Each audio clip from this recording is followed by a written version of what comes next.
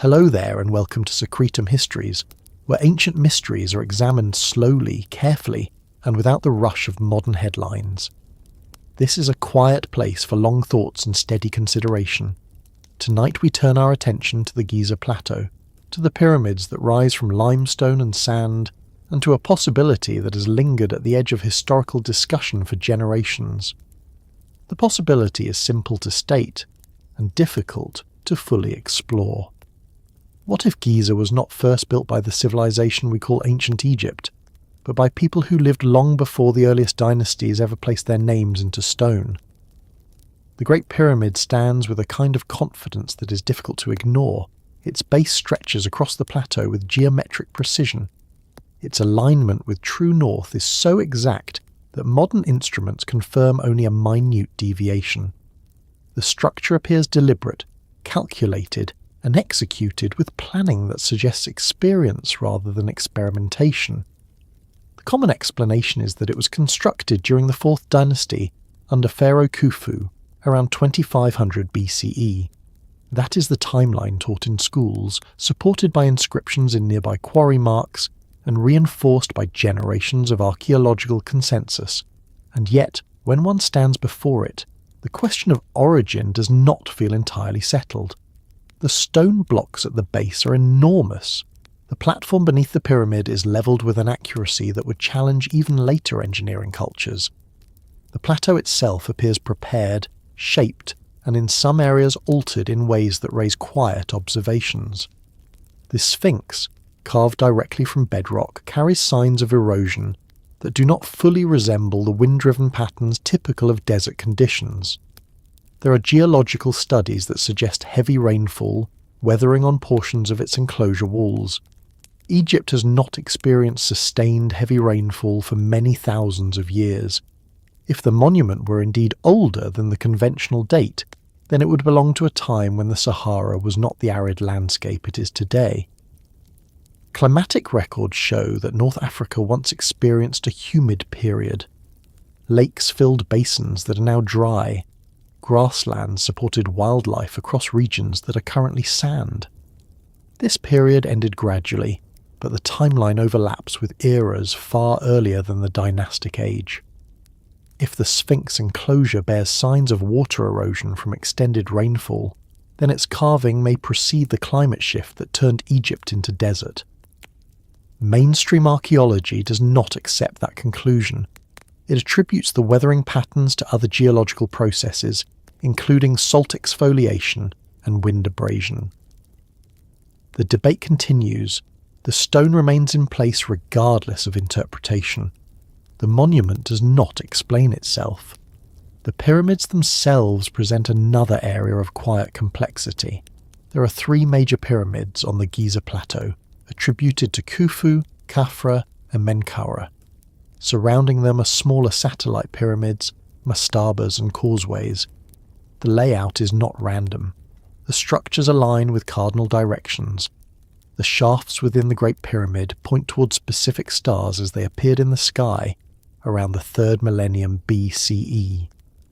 The Orion correlation theory, proposed in the late 20th century, suggests that the layout of the 3 main pyramids mirrors the belt stars of Orion as they appeared around 10,500 BCE. This theory is controversial and not widely accepted in academic circles, but it introduced a larger discussion about astronomical alignment and deep time. Precision alone does not prove advanced age. Ancient Egyptians were capable astronomers. They observed circumpolar stars and tracked solar cycles. They built temples aligned to solstices and equinoxes. Their calendar regulated agricultural life along the Nile. However, the Great Pyramid's construction appears with little architectural hesitation.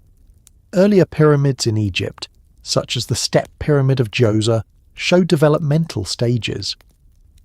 The bent pyramid reveals a change in angle mid-construction, as if engineers were learning through trial and error. By the time of Kufu, the design appears nearly perfected. That rapid progression raises an observation rather than a conclusion. Monumental stone architecture of this scale does not typically emerge fully formed. In most civilizations, large construction projects evolve gradually. Techniques improve across generations. Mistakes leave visible evidence. At Giza, the largest pyramid seems to arrive with a level of execution that suggests prior mastery. There are also the granite blocks within the king's chamber. Granite is significantly harder than limestone.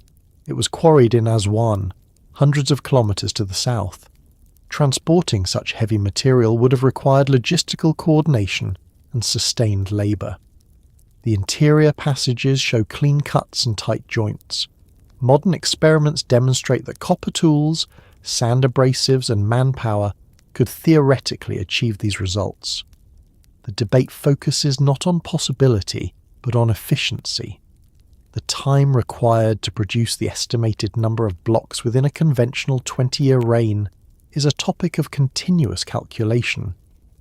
No inscription within the Great Pyramid explicitly states that Kufu built it. The quarry marks discovered above the king's chamber include cartouches bearing his name. These marks were found in spaces sealed since antiquity. They are considered strong evidence linking the pyramid to his reign. Skeptics question the interpretation and authenticity of some 19th century discoveries, though mainstream scholarship maintains their validity. If one considers the possibility that an earlier civilization existed in the Nile Valley before the first dynasties, the archaeological record becomes thinner. There were pre-dynastic cultures. The Naqada culture left pottery, tools, and burial sites. These cultures gradually developed into what became dynastic Egypt. The accepted narrative describes a continuous development from small agricultural communities to organised statehood. The alternative suggestion proposes a break in continuity. It suggests that the monumental core of Giza could have been inherited rather than originated during the Fourth Dynasty. In this scenario, later Egyptians might have restored, modified, or repurposed structures that were already ancient by their time. Evidence cited by proponents includes restoration inscriptions from later pharaohs who describe themselves as repairing older monuments. There are texts from New Kingdom rulers claiming to have restored structures that had fallen into ruin long before their reigns. The Sphinx provides a focal point for this inheritance idea. There are no definitive inscriptions dating its original carving to Khafra's reign. The association is based largely on proximity and stylistic comparison. The face of the Sphinx resembles known statues of Khafre, according to some scholars. Others argue that the proportions differ significantly. The head appears small compared to the body, leading to speculation that it may have been recarved from an earlier, possibly larger form. Geological surveys conducted in the late 20th century measured erosion channels along the Sphinx enclosure walls. Some geologists interpreted these channels as evidence of prolonged rainfall rather than wind. If accurate, this would place the original carving much earlier than the accepted 2500 BCE date. Critics counter that localized weather patterns and groundwater effects could account for the features without invoking deep antiquity. The Giza Plateau itself shows signs of extensive quarrying. Some of the blocks used in the pyramids were extracted directly from the plateau bedrock.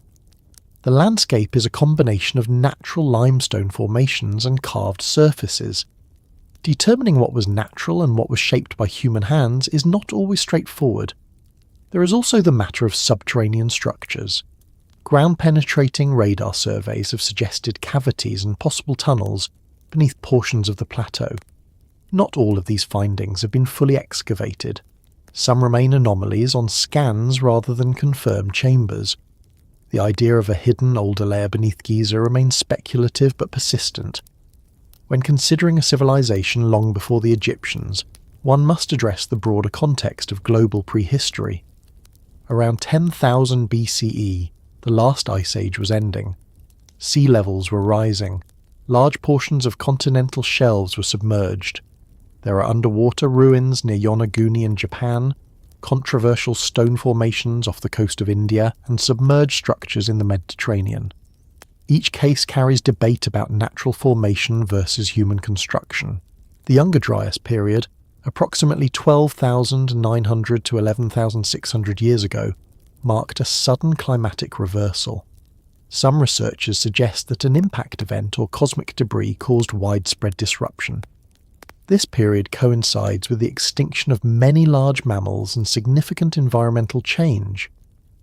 A small group of scholars speculate that advanced human cultures may have existed before this event and were largely erased by catastrophe.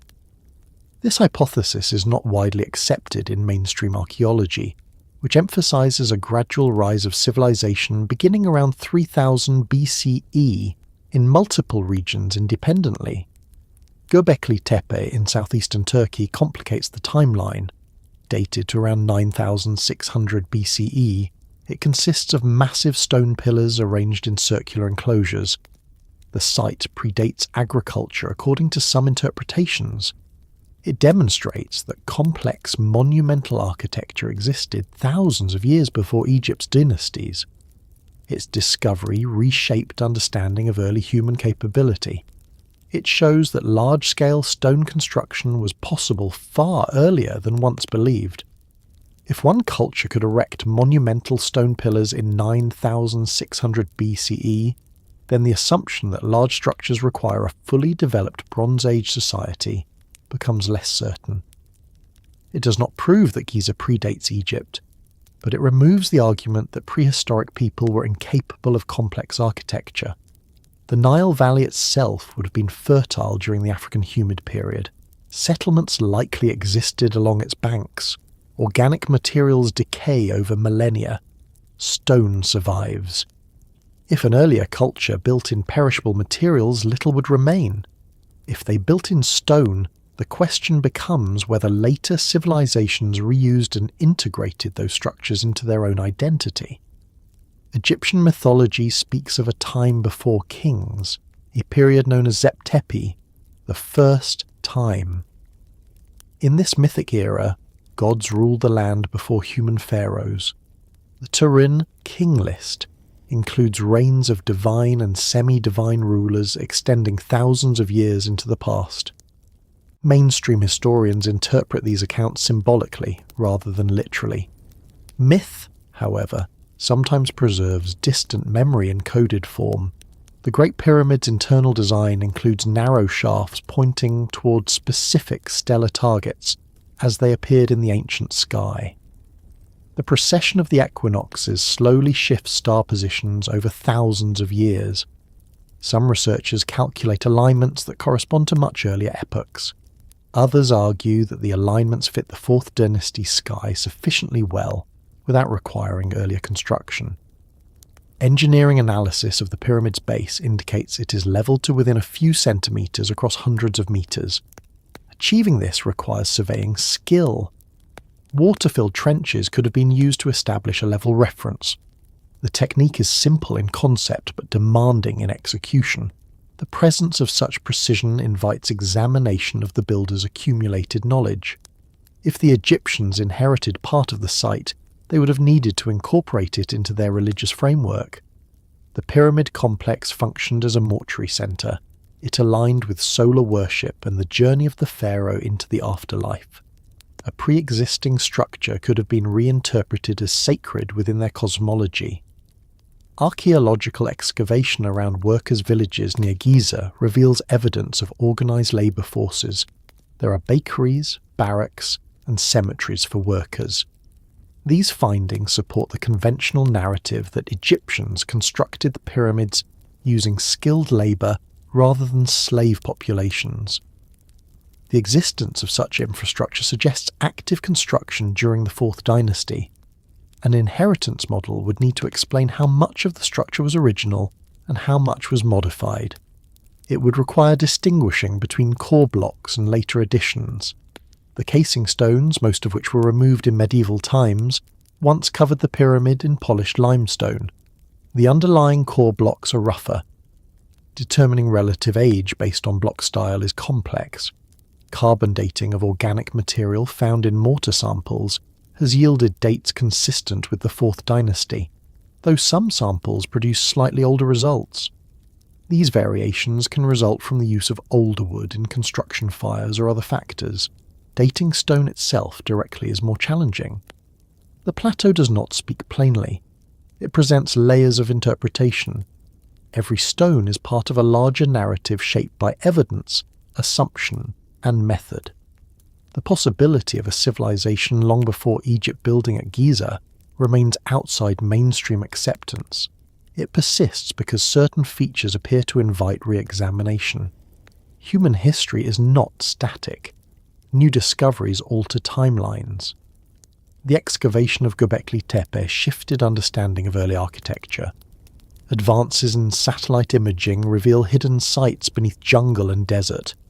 The story of civilization continues to evolve as tools improve. The Giza Plateau stands in silence. Its stones hold measurable dimensions. They hold tool marks. They hold weathering patterns. Whether they were first arranged by the hands of 4th dynasty Egyptians or by a culture whose name has not survived, the structures remain physical facts on the ground. In the next portion of this exploration, attention turns more closely to the plateau itself, to what is visible when one steps away from inherited assumptions and examines the landscape as it exists today, with its quarries, its bedrock contours, and its alignment to the wider geography of the Nile Valley. The Giza Plateau rises gently above the western bank of the Nile, a limestone shelf that seems almost deliberately placed to hold monuments. From a distance, it appears simple, a flat stretch of desert crowned by pyramids, a familiar silhouette against a pale sky. Most images reduce it to 3 triangular forms and the outline of the Sphinx, as if the plateau were merely a pedestal. Yet when examined more closely, the ground itself becomes part of the question. The plateau is not an even plain. It slopes subtly from northwest to southeast. The bedrock varies in quality, hardness, and layering. Some sections consist of dense limestone suitable for structural blocks. Other areas are softer and more fractured. Quarry marks remain visible where ancient workers removed stone directly from the ground. In several places, the bedrock was cut into straight edges and stepped formations, creating foundations that appear integrated with the landscape rather than placed upon it. The Great Pyramid does not sit on a pile of imported material. It is anchored into the plateau itself. The builders cut down into the bedrock to create a level base. Portions of natural stone remain visible inside the lower levels of the pyramid. The monument is not simply resting on the surface, it is partially carved into it. This detail matters because it suggests planning at the scale of terrain rather than individual blocks. Modern surveys show that the base of the Great Pyramid is level to within a few centimetres across hundreds of metres. Achieving that precision required systematic measurement. Water-filled trenches could have served as levelling tools. The technique is known in ancient engineering. Still, the scale of execution required coordination, labour and consistency. The plateau would have needed preparation before the first casing stone was set. To the east of the Great Pyramid lies the Sphinx enclosure.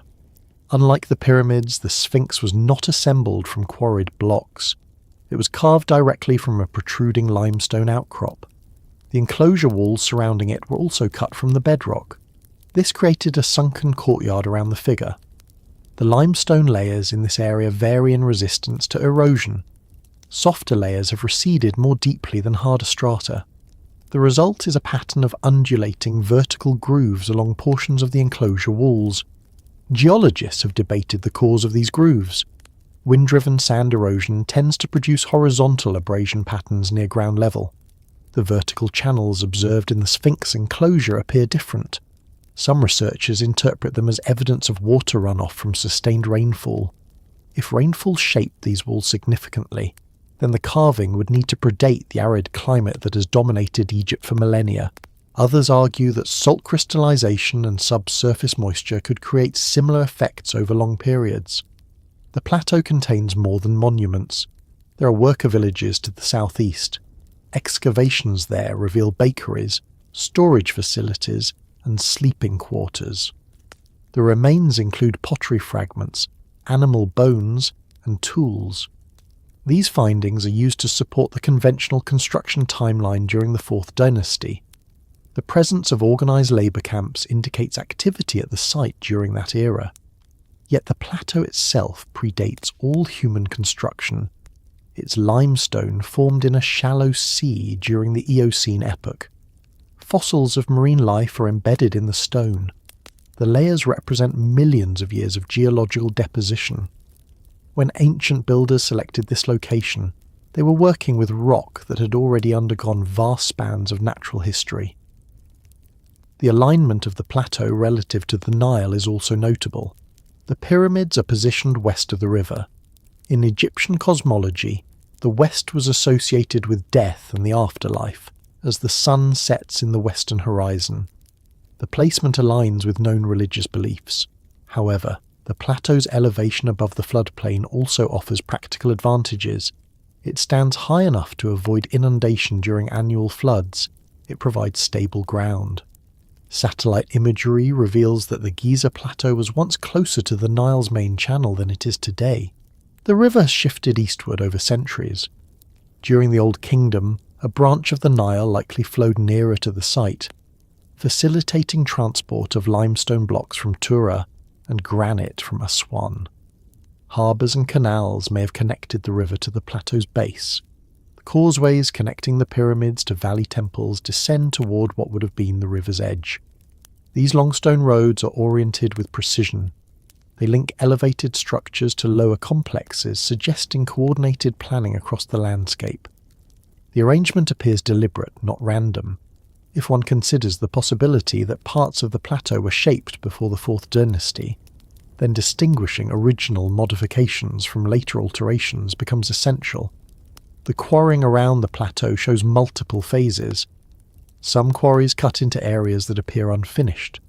Others align neatly with pyramid construction needs.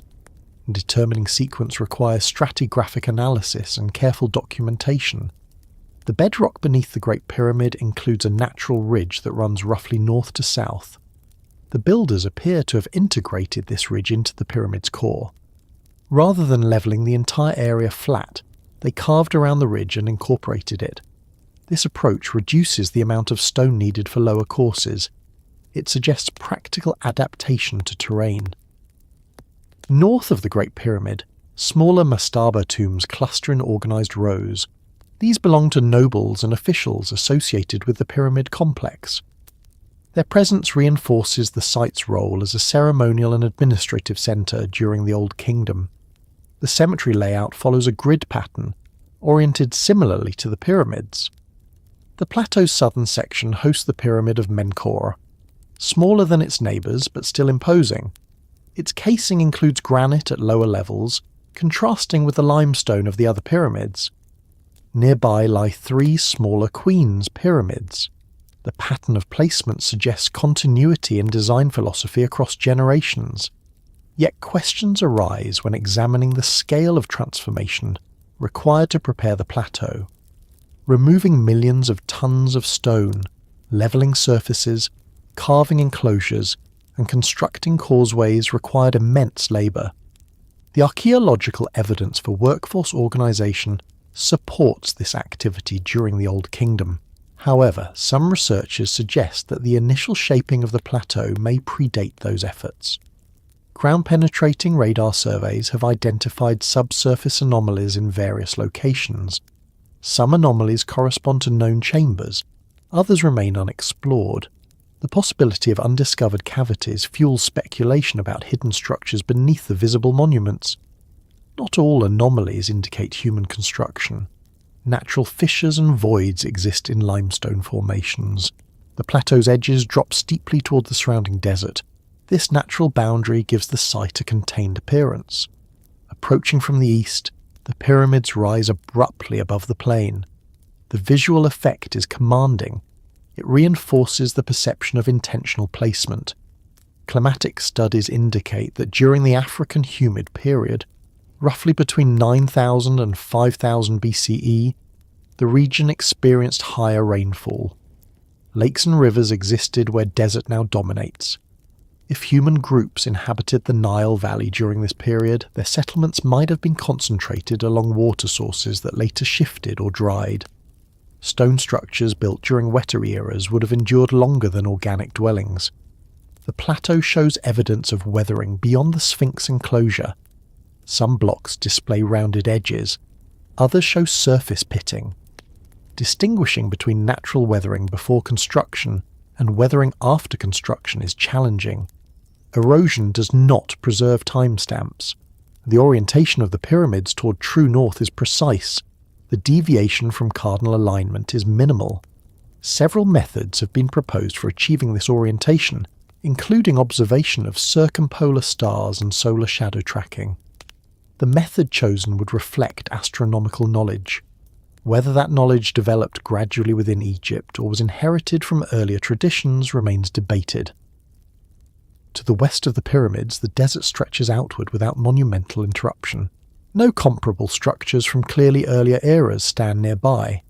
This absence is often cited as evidence against a lost advanced civilization in the region. Critics argue that a culture capable of building Giza would have left additional traces. Supporters of deeper antiquity counter that sea level rise at the end of the Ice Age submerged many coastal settlements worldwide. If early civilizations favoured coastal or riverine environments, much evidence may lie underwater.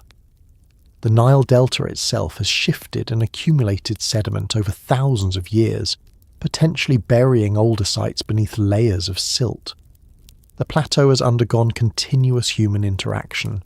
Later dynasties restored and repurposed structures.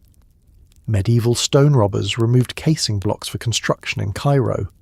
Modern tourism introduced pathways and lighting.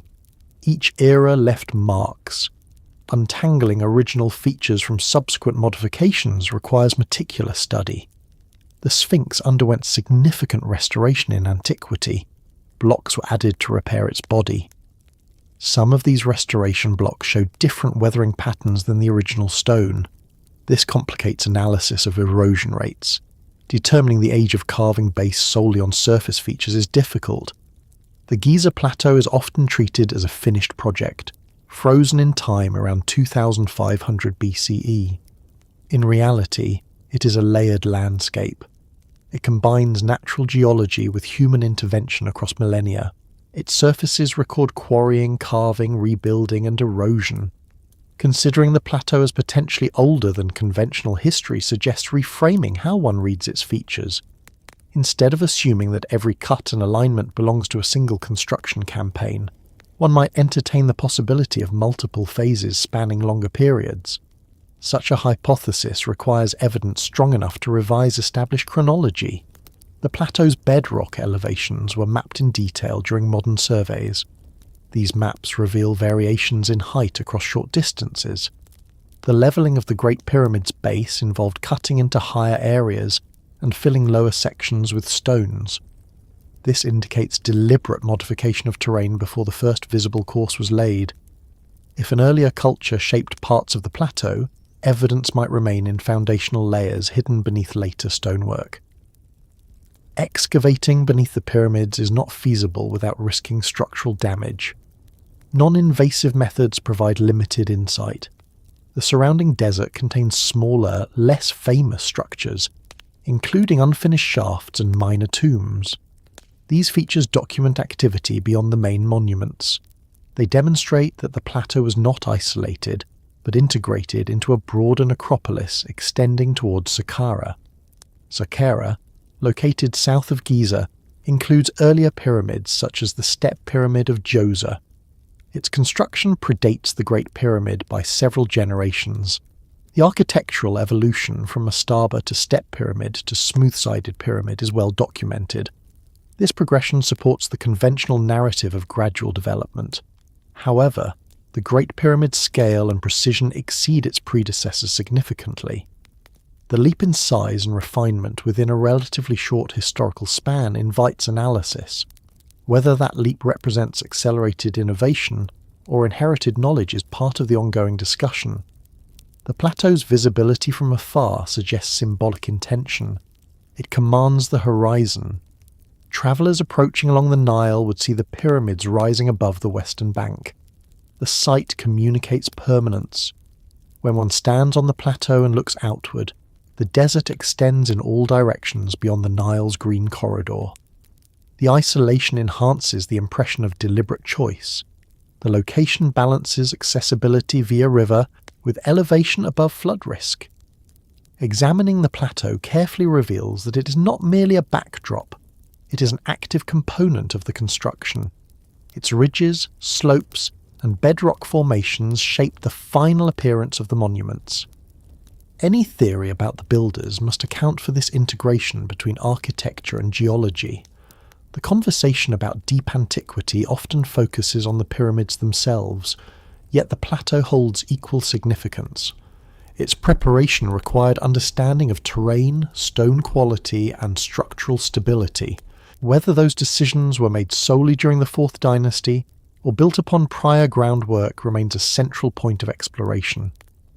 Moving forward, attention turns toward the possibility that before dynastic Egypt formalized its kingship and recorded its lineage, a society may have already been observing this horizon, measuring the sky above it, and marking the land in ways that later generations interpreted as their own inheritance. Long before the first pharaoh's name was carved into cartouche form, before dynastic lists were etched onto temple walls, the Nile Valley was not empty. Archaeology confirms that human communities lived along its banks for thousands of years prior to the rise of the Old Kingdom. They hunted, fished, cultivated early crops, and buried their dead with ritual care. The conventional narrative describes these societies as gradually organizing into chiefdoms and eventually consolidating into a unified kingdom. It is a story of development rather than replacement.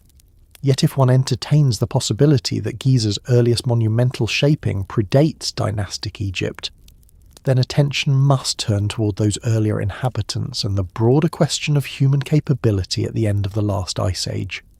The horizon above the plateau would have looked different during that time. The climate was wetter. The Sahara was not yet the vast arid expanse familiar today. Grasslands extended across North Africa. Lakes dotted the landscape. Seasonal rains fell with greater regularity. The Nile's flood patterns may have differed in volume and timing. Archaeological evidence from the Nile Valley shows that by at least 7000 BCE, organised communities were present. Sites such as Nabta Playa in southern Egypt reveal stone alignments that some researchers interpret as astronomical markers. At Nabta Playa, megalithic arrangements appear to align with solstitial sunrise positions. The stones are modest compared to Giza's scale, but their placement indicates observation of celestial cycles. Observation of the sky does not require advanced metallurgy or urban infrastructure. It requires patience, memory, and a stable location from which to track recurring patterns. The rising of specific stars, the movement of the sun across seasons, and the shifting position of constellations over years can be documented by attentive observers. Knowledge accumulates gradually. Each generation refines what the previous one noticed. The precession of the equinoxes is a slow, astronomical phenomenon caused by the Earth's axial wobble. Over approximately 26,000 years, the position of stars relative to the equinox shifts. This means that the night sky visible from a fixed location changes subtly over millennia. Tracking precession requires long-term observation beyond a single lifetime. Whether ancient cultures consciously understood precession remains debated, but alignments to specific stellar positions suggest awareness of repeating cycles. If a civilization existed in the Nile Valley during the African humid period, with the capacity for large-scale coordination, it would have had access to fertile land, water, and predictable seasonal patterns. The question is not whether such people existed. It is whether they reached a level of organization capable of shaping stone at the scale visible on the Giza Plateau. Göbekli Tepe, dated to around 9600 BCE, demonstrates that pre-agricultural or early agricultural societies could erect massive stone pillars weighing several tons. These pillars were carved with reliefs of animals and arranged in circular enclosures. The site challenges the assumption that large-scale architecture requires established urban civilization. It shows that symbolic or ceremonial construction can precede farming in the archaeological record. If southeastern Anatolia could produce such structures over 11,000 years ago, then North Africa during the same climatic period cannot be dismissed as incapable of similar efforts. The absence of surviving monumental architecture in the Nile Valley from that era may reflect either non-existence or non-preservation. Stone survives best. Mud, brick and wood do not. The Giza Plateau offers a vantage point overlooking the Nile floodplain. From its elevation, observers can track the sun's rising and setting points across the year. The horizon is relatively clear in multiple directions. The plateau's orientation makes it a natural observation site. Even without monumental construction, it could have served as a ceremonial or astronomical location for early communities. Some researchers have noted that the three main pyramids align in a pattern that resembles the three belt stars of Orion. The alignment is not exact but approximate. The Orion correlation hypothesis suggests that the configuration matches the sky as it appeared around 10,500 BCE. This date corresponds roughly to the end of the last ice age. Critics argue that the match is selective and that the pyramids align adequately with the 2500 BCE sky, without invoking deep antiquity. The debate remains unresolved in public discourse, though mainstream archaeology does not accept the earlier date. Considering the idea of a civilization already watching the horizon implies cultural continuity rather than abrupt emergence. Knowledge of cardinal directions, stellar risings, and solar cycles could have accumulated over centuries before the first pyramid was conceived. When dynastic Egypt formalized kingship, it may have inherited traditions that were already ancient. Egyptian mythology speaks of Zep Tepi, the first time when gods ruled before human kings. The myth describes an ordered world established by divine beings who set the foundations of civilization. Mythology cannot be treated as literal historical record, yet it often encodes collective memory. Stories of a distant golden age appear in cultures worldwide. Whether these represent shared psychological motifs or fragmented recollections of real events is an open question.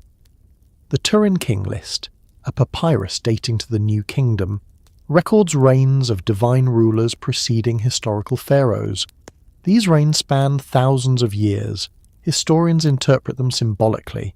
However, their inclusion suggests that later Egyptians conceived of a deep past beyond the beginning of recorded dynasties. That imagined antiquity may reflect reverence for structures whose origins were already obscure. The Sphinx stands as a candidate for such obscurity. Its association with Pharaoh Khafra is based primarily on proximity and stylistic comparison. There is no inscription on the Sphinx itself dating its original carving to his reign. The dream stele, placed between its paws by Thutmose IV in the New Kingdom, describes restoration rather than initial construction. The text refers to the Sphinx as already ancient during Thutmose's time. If the Sphinx was significantly older than the 4th dynasty, later Egyptians may have adopted it into their symbolic framework. They may have recarved the head to resemble a reigning pharaoh, integrating a pre-existing monument into dynastic identity. The disproportion between the Sphinx's body and head has been cited by some as evidence of reworking. Others attribute the size difference to natural limitations of the original limestone outcrop. A civilization watching the horizon does not necessarily leave behind advanced metal tools or written language. It may express itself through stone placement, alignment, and earthworks. The Giza Plateau shows signs of quarrying and shaping that integrate architecture with geology. Determining whether these modifications occurred entirely during the Old Kingdom or partially earlier requires evidence that is currently limited. The African humid period ended gradually between 6000 and 3000 BCE. As rainfall decreased, populations likely concentrated along the Nile's stable water source. Environmental stress can drive social organisation. It can also erase evidence of earlier settlements through shifting sands and sediment deposition. The Sahara contains rock art depicting animals and landscapes that no longer exist there. These images testify to a different climate and human presence in regions now barren. The Younger Dryas period, occurring earlier around 12,900 to 11,600 years ago, brought sudden cooling and aridity to many regions. Some researchers propose that this climatic shock disrupted early cultures globally. If a complex society existed before this event, its infrastructure may have been damaged or abandoned. The Nile Valley's relatively stable water supply could have served as a refuge. Speculation about a lost advanced civilization often exceeds available evidence. It is important to distinguish between possibility and proof. Archaeology relies on material remains. Without inscriptions, tools, or settlements clearly predating dynastic Egypt at Giza's scale, the hypothesis remains tentative. However, absence of evidence is not evidence of absence. Submerged coastlines worldwide have revealed previously unknown prehistoric sites. The Mediterranean basin, Black Sea and Indian Ocean shelves contain areas that were dry land during lower sea levels. If early complex societies favoured coastal regions, much of their material record could lie underwater. The Nile Delta itself has shifted extensively. Sediment deposition can bury structures beneath meters of silt. Excavation in such regions is technically demanding. Some researchers argue that the focus on visible desert sites may overlook potential buried evidence closer to ancient watercourses. Astronomical alignments at Giza remain central to the argument for an earlier observing culture. The shafts within the Great Pyramid align with specific stars as they appeared around 2500 BCE. The southern shaft of the King's Chamber points toward Orion's belt region during that era. The northern shaft points towards circumpolar stars. These alignments are consistent with Old Kingdom cosmology, which associated the pharaoh's soul with stellar afterlife. If alignments correspond precisely to that period, they support the conventional date. If they correspond more accurately to an earlier epoch, they might suggest deeper antiquity. Calculations vary depending on assumptions about construction angle and stellar reference points. The margin of error in such alignments can span centuries. A civilization already watching the horizon would require continuity of knowledge across generations. Oral transmission can preserve astronomical information for long periods.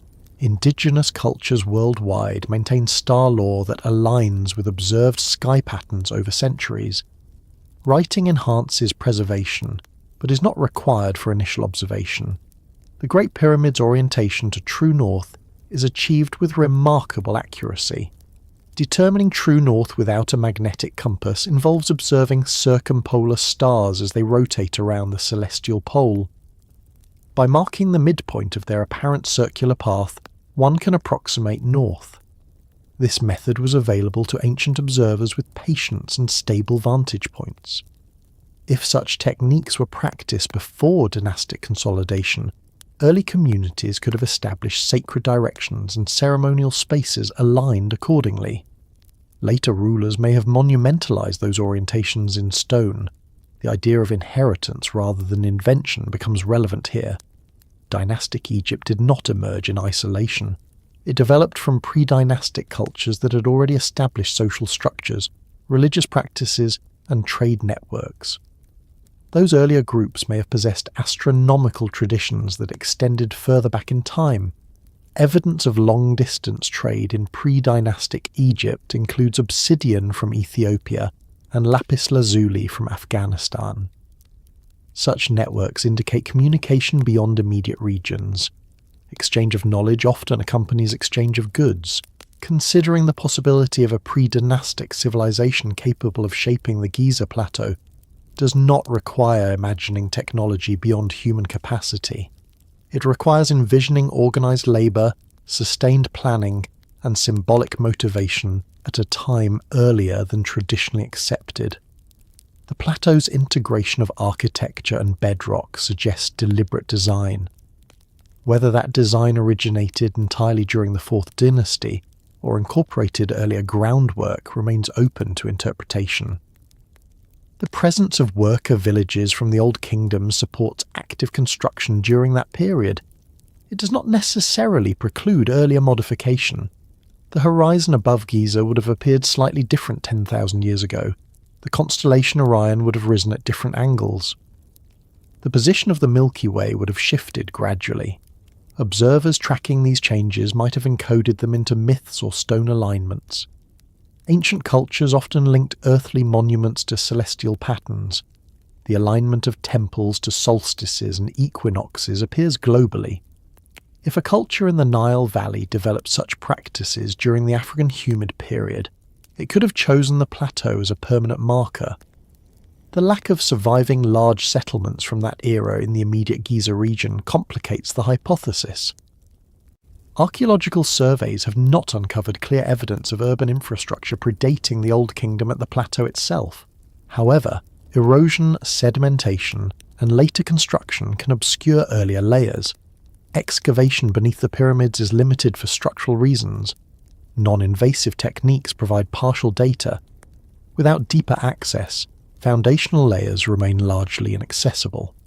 In evaluating whether a civilization was already watching the horizon before Egypt formalized its dynasties, one must weigh geological evidence, astronomical alignment, mythological tradition, and archaeological findings together. Each offers fragments. None alone resolves the question. The conversation does not conclude with certainty. Instead, it leads toward examining the stone itself more closely. If a prior culture shaped parts of Giza, traces might exist in tool marks, construction sequence, and erosion patterns. The next stage of examination focuses on the material evidence embedded within the limestone and granite, where chisel strokes and weathered surfaces may hold clues about when and how the earliest shaping occurred. There is something about certain stone surfaces at Giza that does not immediately align with the timeline attached to them. The official narrative places the major construction of the plateau around 2500 BCE, during the 4th dynasty of Egypt. That date is supported by inscriptions, nearby tombs, worker settlements, and radiocarbon samples from organic material associated with the pyramids. And yet, when attention shifts from historical labelling to the physical character of the stone itself, a different kind of observation begins. Limestone, the primary material of the Giza plateau, is not uniform. It forms in layers, each with varying density and resistance. Some strata are compact and durable, others are softer and erode more easily. When carved, limestone records the motion of tools. It preserves chisel lines, smoothing techniques, and the angle of extraction from quarries. Over time, exposure to wind, sand, temperature variation, and moisture alters its surface. The rate of change depends on climate conditions. The casing stones that once covered the Great Pyramid were made of fine white limestone from Tura. Most were removed during the medieval period and repurposed for construction in Cairo. What remains of the pyramid today is its core masonry. These blocks are rougher, irregular in size, and more weathered. The difference between casing and core is important because the casing stones would have shielded the inner structure from environmental exposure for centuries. Once removed, the core became vulnerable. Some of the lowest courses of the Great Pyramid show signs of surface wear that appear deeper than one might expect for a structure roughly 4,500 years old in an arid environment. Wind erosion does occur in desert climates, especially with sand abrasion. However, wind typically produces horizontal scoring patterns, particularly near ground level, where sand transport is strongest. Vertical weathering channels are less common under such conditions. The Sphinx enclosure is often cited in discussions of anomalous weathering. The vertical undulations along its walls have been interpreted by some geologists as consistent with prolonged rainfall erosion. Egypt has not experienced sustained heavy rainfall for thousands of years. The African humid period ended long before the 4th dynasty. If those channels are indeed the result of heavy precipitation over extended time, then the carving of the enclosure could predate dynastic Egypt. Critics of this interpretation argue that limestone is susceptible to salt weathering. Groundwater can rise through capillary action, depositing salts within pores. As salts crystallize, they expand and fracture the stone, producing flaking and irregular patterns. Over centuries, this process can create vertical features that mimic water runoff channels. The debate hinges on detailed analysis of mineral deposits and erosion morphology. Beyond the Sphinx, the Valley Temple near the Sphinx contains massive limestone and granite blocks fitted together with precision. Some blocks weigh over 100 tons. The granite shows signs of machining, including flat surfaces and right angles that required abrasion with harder material. Copper tools alone would have struggled against granite without the aid of sand abrasives. Experimental archaeology demonstrates that granite can be shaped with patience and sufficient labour. The question becomes one of efficiency and scale. Granite casing in the lower courses of the Menkaure pyramid also raises discussion. The blocks are polished to a smooth finish. The precision of their joints suggests careful finishing. While Old Kingdom craftsmen were capable of fine stonework, the consistency across large surfaces indicates organised training and established technique. When examining the Plateau's bedrock beneath the Great Pyramid, survey data shows that builders cut into higher portions and filled lower areas. The levelling process integrated natural limestone ridges into the pyramid's core. Some of the bedrock exhibits weathering that appears older than the overlying masonry. Determining relative chronology between natural erosion and human carving is complex. There are also tool marks visible in various quarry sites around Giza. Many marks correspond to copper chisels and stone pounders typical of Old Kingdom technology. However, some surfaces appear smoothed in ways that are difficult to attribute to pounding alone. Straight cuts and flat planes are present on certain internal granite blocks, particularly within the King's Chamber. The King's Chamber contains granite beams arranged above the ceiling in a series of relieving chambers. These beams are enormous, transported from Aswan hundreds of kilometres away. Their placement required coordination and lifting capacity. The surfaces of these beams show tool marks that appear consistent with pounding and abrasion techniques. Radiocarbon dating of mortar samples taken from the pyramids has generally supported a 4th dynasty date. However, some samples have produced dates slightly older than expected. These discrepancies are often attributed to the use of old wood in fires that created charcoal within mortar mixtures. Radiocarbon dating measures the age of organic material, not stone. Stone itself is difficult to date directly. Techniques such as optically stimulated luminescence can estimate the last time sediment was exposed to sunlight, but applying such methods to large blocks integrated into structures presents technical challenges. Without precise dating of the stone surfaces themselves, chronology relies on contextual evidence. The Sphinx's body is carved from softer limestone layers that erode more rapidly than harder strata. The head is carved from a more resistant layer, which may explain its better preservation. Some researchers argue that the disproportion between head and body suggests recarving. If an earlier larger head was reshaped into a smaller pharaonic likeness, it could explain the mismatch. Others contend that the proportions reflect the limitations of the original outcrop and do not require reworking. The enclosure floor of the Sphinx shows evidence of ancient repair. Blocks were added in later dynasties to reinforce the base. These repairs indicate that the monument had already experienced significant erosion by the time of restoration. The dream stele placed by Thutmose IV describes the Sphinx as ancient even in his era. The text records that the statue was already partially buried in sand. If the Sphinx was partially buried by the New Kingdom, then its carving must predate that period by centuries at minimum. The accepted date places its creation around 2500 BCE, which would allow roughly 1,000 years for burial and restoration. Whether that span is sufficient to account for the degree of erosion observed remains contested. Beyond Giza, megalithic structures worldwide show varying degrees of weathering. Stonehenge in England, constructed around 2500 BCE, displays erosion consistent with its wet climate. The stones at Göbekli Tepe, significantly older, show weathering patterns shaped by environmental exposure. Comparing weathering across regions requires accounting for climate differences. Egypt's arid climate slows chemical weathering compared to wetter regions. However, the early Holocene climate was more humid. If significant rainfall occurred during that period, limestone surfaces exposed at that time would record different erosion signatures than those carved later under arid conditions. The Great Pyramid's interior passages appear relatively well preserved. Their surfaces do not show extreme erosion. This is consistent with protection from external weather. The exterior core blocks, once covered by casing stones, were similarly protected until the casing was removed. Thus, erosion patterns on exposed core blocks primarily reflect post-medieval exposure. Some researchers have suggested that microscopic analysis of stone surfaces could reveal long-term environmental history.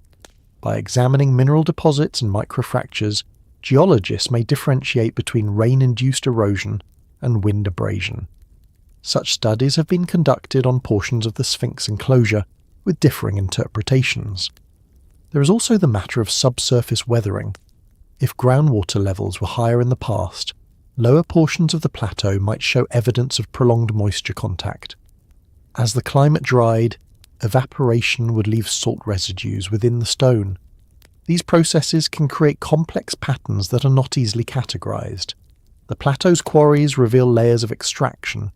Some quarry faces appear rough and unfinished, others show more systematic cutting. If earlier phases of quarrying occurred before the 4th dynasty, identifying them would require stratigraphic evidence demonstrating that certain cuts predate known construction phases. Excavations around the worker villages show clear Old Kingdom activity. Pottery shards, animal bones, and administrative seals link these areas to the reigns of Kufu and his successors. This supports active construction at that time. It does not necessarily exclude the possibility of earlier shaping of specific features. Stone that feels older than its story does not automatically overturn chronology. Perception of age can be influenced by surface texture and lighting. The sheer mass and simplicity of the pyramids create an impression of antiquity that extends beyond historical labelling. However, scientific inquiry does not rely on impression alone. It relies on measurable evidence.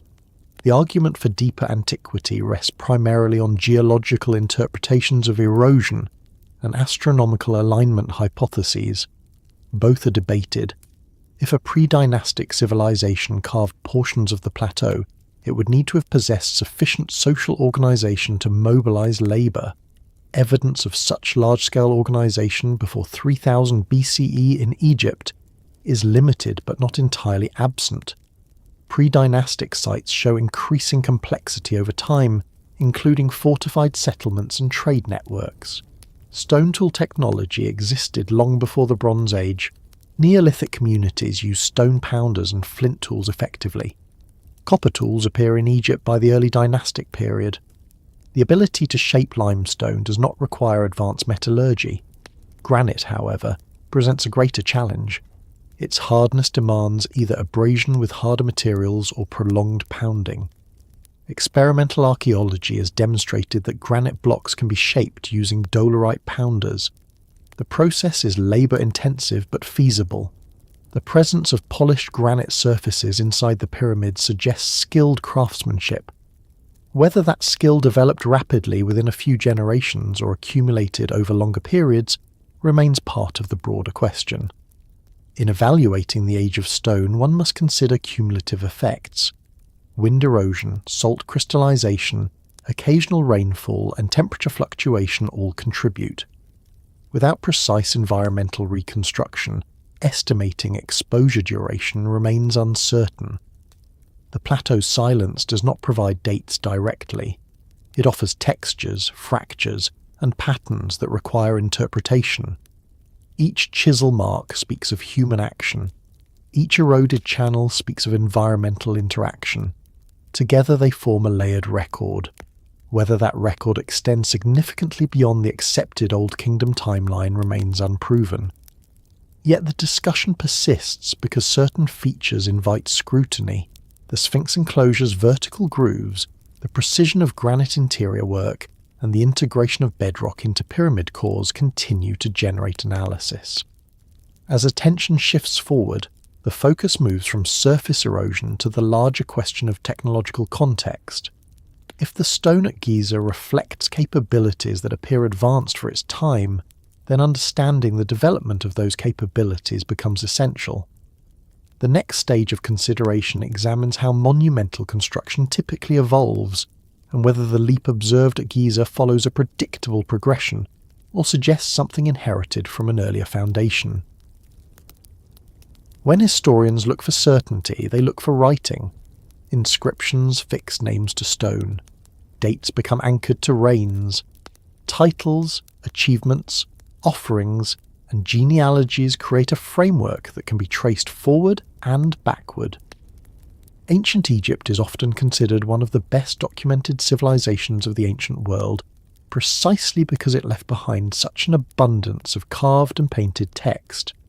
Temples, tombs, stelae, papyri, administrative records, and king lists together form a dense written record stretching across millennia.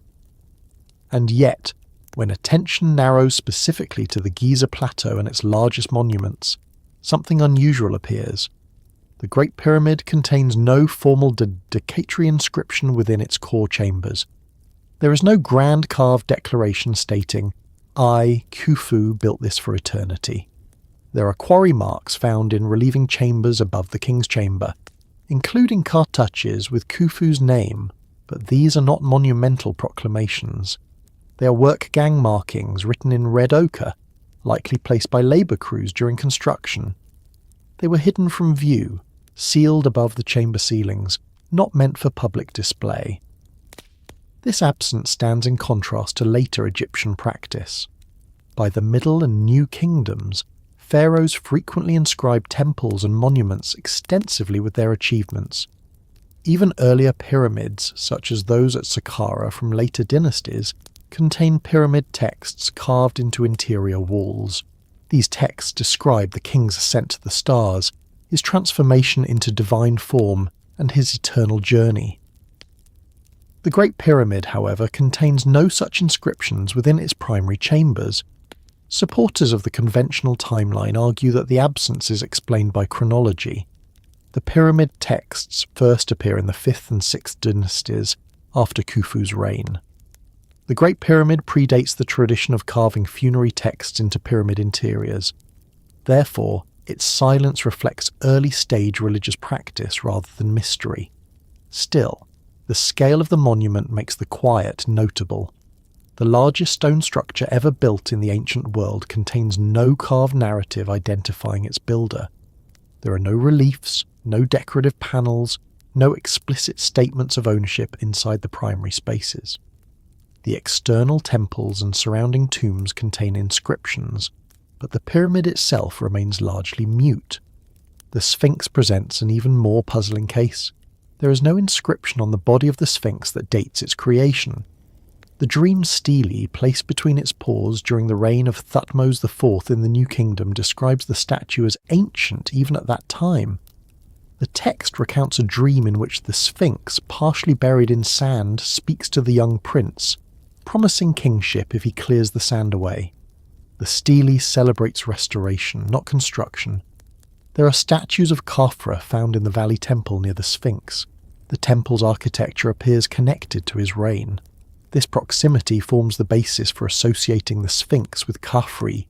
However, no direct inscription on the Sphinx itself confirms that association. In a civilization that frequently carved names into stone, that omission draws attention. If one considers the possibility that later Egyptians inherited structures whose origins were already obscure, the absence of explicit foundational inscriptions becomes relevant. It would suggest that the monuments were integrated into dynastic ideology, without necessarily having been initiated during that dynasty. However, silence alone does not prove earlier origin. Many ancient structures lack detailed dedicatory inscriptions. The earliest phases of monumental construction in any civilization often precede established inscriptional conventions. Writing in Egypt developed around 3200 BCE. If the Great Pyramid was built around 2500 BCE, writing was already well established, but its use in funerary architecture may not yet have fully developed. The quarry marks found above the king's chamber were discovered in the 19th century. These marks include references to work crews with names like the Friends of Kufu. Their presence in sealed spaces strongly supports a 4th dynasty construction date. Skeptics have questioned the documentation of those discoveries, suggesting possible tampering or misinterpretation, though mainstream scholarship maintains their authenticity. Beyond the pyramids themselves, the earliest Egyptian king lists record a sequence of rulers beginning with Menes or Narmer, who unified Upper and Lower Egypt. These lists sometimes include semi-mythical rulers preceding dynastic kings. The Turin king list records reigns of gods and demigods before human kings. These reigns span thousands of years. Historians interpret them symbolically. They may represent mythic time rather than literal chronology. The presence of these long pre-dynastic reigns in official documents indicates that Egyptians themselves imagined a deep past. Whether that imagined past corresponded to real historical events remains unclear. Myth and memory often intertwine. The earliest extensive Egyptian historical records, such as the Palermo stone, record royal annals from the 1st dynasty onward. These records include flood levels of the Nile and major events. They do not describe the construction of the Giza pyramids directly. Later inscriptions from the 4th dynasty mention Kufu and his successors, but none provide a detailed account of building the Great Pyramid. Administrative papyri discovered at Wadi al-Jarf, dating to Khufu's reign, describe the transport of limestone blocks along the Nile. The Diary of Mera, a logbook of an official overseeing stone shipments, references deliveries to Akhet Khufu, the horizon of Khufu believed to be the Great Pyramid. This document provides strong evidence that construction occurred during Khufu's reign. The existence of such administrative records significantly strengthens the conventional timeline. However, they describe transport and labour during a particular period. They do not necessarily detail the entire shaping of the plateau or the initial carving of the Sphinx. One of the recurring arguments among proponents of deeper antiquity is that if the Great Pyramid were truly the pinnacle of Old Kingdom engineering, there would be more explicit celebration of its construction in contemporary inscriptions. Later pharaohs frequently boasted of temple building and restoration projects. Khufu's reign, however, is sparsely documented compared to later kings. The relative scarcity of inscriptions from the 4th dynasty overall complicates the issue. The preservation of texts depends on survival conditions. Many papyri decay. Stone inscriptions can be lost or destroyed. The silence of the oldest texts may also reflect the nature of Old Kingdom kingship. The king was considered divine. His name itself carried sacred weight. The pyramid may have been understood as self-evident. Its scale communicated authority without need for narrative reinforcement. If, however, portions of the plateau predated Khufu, the silence becomes more intriguing. A later ruler might incorporate an existing monument into his funerary complex, attaching his name to it without fully documenting its original creation. There are also inscriptions in surrounding mastaba tombs referencing service to Khufu and Khafre. These tombs indicate a thriving administrative structure supporting pyramid construction. The integration of nobles' tombs around the pyramids suggests contemporaneity. The Sphinx's missing nose and damaged beard have prompted speculation over centuries. Fragments of the beard were found and now reside in museums. Some scholars believe the beard was added during later restoration phases. If the beard was not original, that would support the idea of reworking over time. The absence of foundational inscriptions inside the Sphinx enclosure leaves room for interpretation. Later Egyptian monuments often included foundation deposits containing ritual objects placed during construction. Excavations around the Sphinx have uncovered limited such deposits, though some evidence of ritual activity exists. It is important to acknowledge that silence in ancient texts does not equate to concealment. Many ancient builders left few written explanations of their work. The absence of an inscription stating, "This monument was inherited from an earlier civilization," does not imply that such a civilization existed. However, the interplay between mythic deep time and physical monumentality invites examination. Egyptian cosmology emphasized cyclical renewal. The idea of a first time when order was established appears repeatedly. Some interpret this mythic motif as symbolic representation of cosmic beginnings. Others consider whether it preserves faint memory of real transitions. Comparatively, Mesopotamian king lists also include long reigns of antediluvian kings before a great flood. These lists record rulers reigning for thousands of years. Historians interpret these figures symbolically. The recurrence of deep pre-dynastic reigns across cultures may reflect shared narrative structures rather than shared history. The written record at Giza anchors the pyramids to the Fourth Dynasty through contextual evidence and administrative documents. The silence inside the monuments themselves remains unusual but not unprecedented for that period. If one were to propose that Giza originated with an earlier civilization, one would need written or material evidence explicitly predating dynastic Egypt at the site. To date, no inscriptions in an unknown script have been discovered beneath the pyramids. No artifacts clearly belonging to a pre-dynastic advanced culture have emerged from controlled excavation at Giza. Still, archaeological work is ongoing. Techniques improve. Remote sensing reveals features previously unnoticed. The Nile Delta and surrounding desert may conceal sites that have not yet been uncovered. The silence of the oldest texts may ultimately reflect the limits of preservation rather than hidden history. Writing began at a specific point in Egyptian development. Events preceding that threshold would not be recorded in hieroglyphs. Yet the combination of mythic deep time, minimal interior inscriptions, and geological debate sustains the conversation. Silence creates space for interpretation. As the inquiry continues, attention shifts from written absence to developmental sequence. Monumental architecture typically evolves in recognizable stages. Understanding how Egyptian pyramid construction progressed before Giza provides context for assessing whether the leap to the Great Pyramid was incremental or abrupt. The next examination considers whether the architectural record leading up to Giza reflects steady experimentation or something more sudden and fully formed. When people describe the Old Kingdom of Egypt as primitive, they usually mean something specific. They mean pre-industrial. They mean pre-iron, pre-steel, pre-electricity. They imagine a world without powered cranes, without precision-cut diamond tools, without digital surveying instruments. By modern standards, that world was technologically limited, and yet, when attention turns to the physical realities of Giza, the word primitive begins to feel insufficient, perhaps even misleading. The Great Pyramid is aligned to true north with an error margin of only a few arc-minutes. Modern surveys show that its sides deviate from cardinal alignment by a fraction of a degree.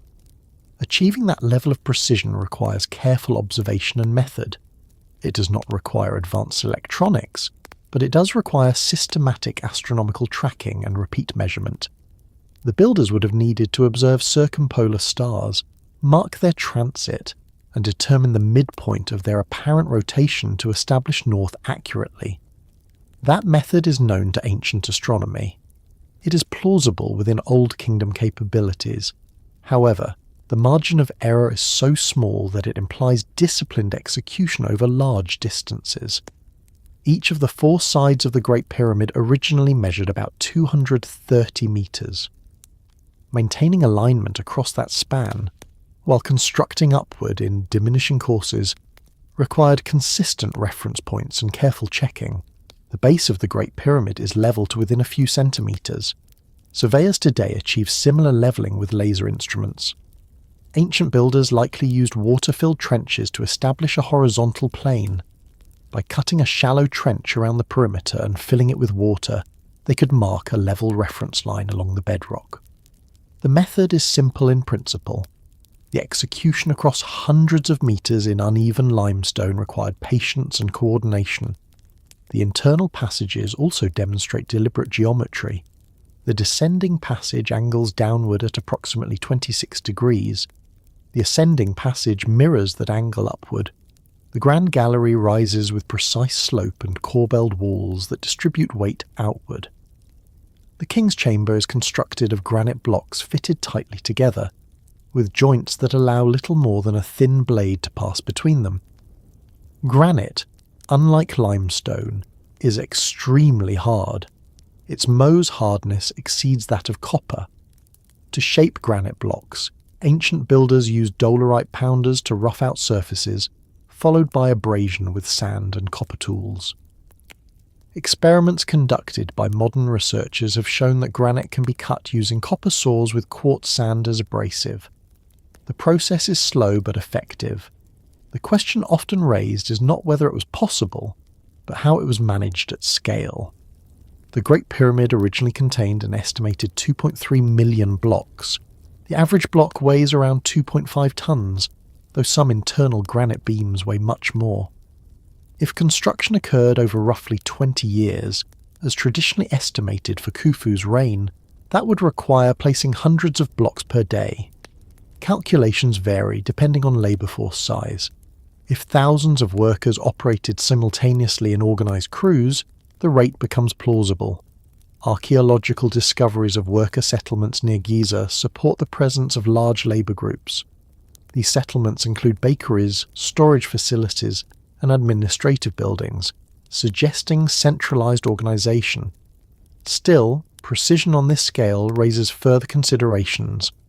The casing stones, now largely removed, were cut to smooth faces and fitted tightly. When intact, the pyramid's outer surface would have been smooth and reflective, with joints so fine that mortar thickness was minimal. Achieving that finish required repeated adjustment and refinement. The angles of the pyramid's sides are consistent. The slope corresponds to a ratio close to 14:11, producing an angle of approximately 51.8 degrees. Whether this ratio reflects deliberate mathematical planning or practical stability considerations remains debated. Some researchers note that the ratio approximates relationships found in geometry, though there is no clear evidence that the builders conceptualized it in modern mathematical terms. The problem of precision becomes more complex when considering the layout of the entire Giza complex. The three main pyramids are arranged in deliberate spatial relationship to one another. The causeways connecting pyramids to valley temples are oriented with consistent angular relationships. The plateau's natural ridges were incorporated into foundation design. Surveying techniques available in the Old Kingdom likely involved rope stretchers using knotted cords to measure lengths. Depictions from later periods show workers stretching ropes between stakes to establish straight lines. With repeated measurement and adjustment, high levels of accuracy are achievable even without modern instruments. However, some aspects of the internal architecture suggest advanced planning before construction began. The relieving chambers above the king's chamber consist of multiple granite layers stacked to distribute weight away from the flat ceiling below. This solution indicates awareness of compressive forces and the need to prevent collapse. The chamber's placement near the centre of the pyramid required alignment with outer casing dimensions. It is possible that trial and error in earlier pyramid projects informed these decisions. The bent pyramid at Dashur shows a change in angle midway through construction, likely in response to structural instability. The red pyramid at Dashur achieved a stable, smooth-sided form before Giza. These projects demonstrate learning progression. By the time of Khufu, architects may have refined techniques sufficiently to execute at larger scale. Yet the leap in size from earlier pyramids to the Great Pyramid is dramatic. The Red Pyramid stands about 105 metres tall. The Great Pyramid originally stood at about 146 metres. Scaling up introduces new challenges in weight distribution and logistics. Achieving that scale without catastrophic failure suggests confidence in design. Precision also appears in smaller details. The sarcophagus in the king's chamber is carved from a single block of granite. Its interior surfaces are flat and smooth. The box was installed before the chamber was completed, as it is too large to fit through the finished passages. This indicates forethought in sequencing. Some researchers have pointed to drill core samples showing spiral grooves within granite, suggesting the use of tubular drilling with abrasive slurry. The groove pitch appears consistent in certain samples. Debates continue over the interpretation of these marks. Experimental archaeology has replicated similar patterns using copper tubing and sand abrasives. There are also claims that certain blocks exhibit machine-like characteristics. Most of these claims are not supported by mainstream analysis. Close examination generally reveals hand tool marks consistent with ancient methods. Still, the surface smoothness of some granite elements remains impressive. The term primitive fails to capture the complexity of organised labour, geometry, and astronomical observation present in Old Kingdom Egypt. However, acknowledging capability does not automatically resolve every question about speed and coordination. One of the core challenges lies in logistics. Transporting granite from Aswan required river barges capable of carrying heavy loads. The Nile's annual flood would have facilitated transport by raising water levels close to the plateau. The Diary of Mera documents shipments of limestone for casing stones, demonstrating river transport was actively organised. Ramps are often proposed as the primary means of lifting blocks. Straight ramps, zigzagging ramps, or spiral ramps have been hypothesized. Each model presents engineering challenges. A straight ramp extending to full pyramid height would require enormous material. A spiral ramp around the pyramid's exterior would leave trace marks that are debated. Archaeological evidence of ramps has been found near other pyramid sites, though not conclusively at Giza in full scale. Some researchers suggest that internal ramps may have been used, built within the pyramid structure itself. This hypothesis remains speculative but attempts to account for block placement at higher levels. The precision of the Great Pyramid's corners is also notable. The four corners are oriented with high accuracy, forming nearly perfect right angles. Maintaining that alignment while building upward required constant recalibration. If one considers the possibility of inherited knowledge, the question becomes whether earlier, unrecorded experience informed the 4th dynasty builders. There is no direct evidence of massive stone pyramids predating Giza in Egypt. The Step Pyramid and earlier mastabas show incremental development from smaller structures. Yet outside Egypt, Göbekli Tepe demonstrates that large stone pillars were erected thousands of years earlier. Those pillars are not pyramids, and their engineering differs. Still, they show that coordinated stone construction was possible at earlier dates. The idea that precision implies lost advanced technology often overreaches. Ancient engineers were capable of achieving high accuracy with simple tools through repetition and planning. Modern experiments have shown that even basic tools, when used methodically, can produce precise results. However, the combination of scale and precision at Giza remains extraordinary. It represents the apex of Old Kingdom monumental architecture. Whether that apex emerged entirely within a few generations, or rested upon longer traditions, is the underlying question. The plateau's geometry extends beyond the pyramids themselves. Some researchers have suggested that the layout corresponds to broader geographic alignments across Egypt. These proposals are controversial and not widely accepted. They rely on drawing lines across maps to find correlations, which can be subjective. The problem of precision in a supposedly primitive age may ultimately reflect modern misunderstanding of ancient skill rather than hidden chronology. The Old Kingdom was not primitive in organisational capacity. It was highly structured, with centralised authority, taxation, resource mobilisation, and skilled artisans. Still, the leap from earlier pyramids to the Great Pyramid invites scrutiny. The margin of error in alignment, levelling, and internal geometry suggests rigorous oversight. Whether that oversight relied solely on knowledge accumulated in the preceding century or drew from older traditions remains unproven.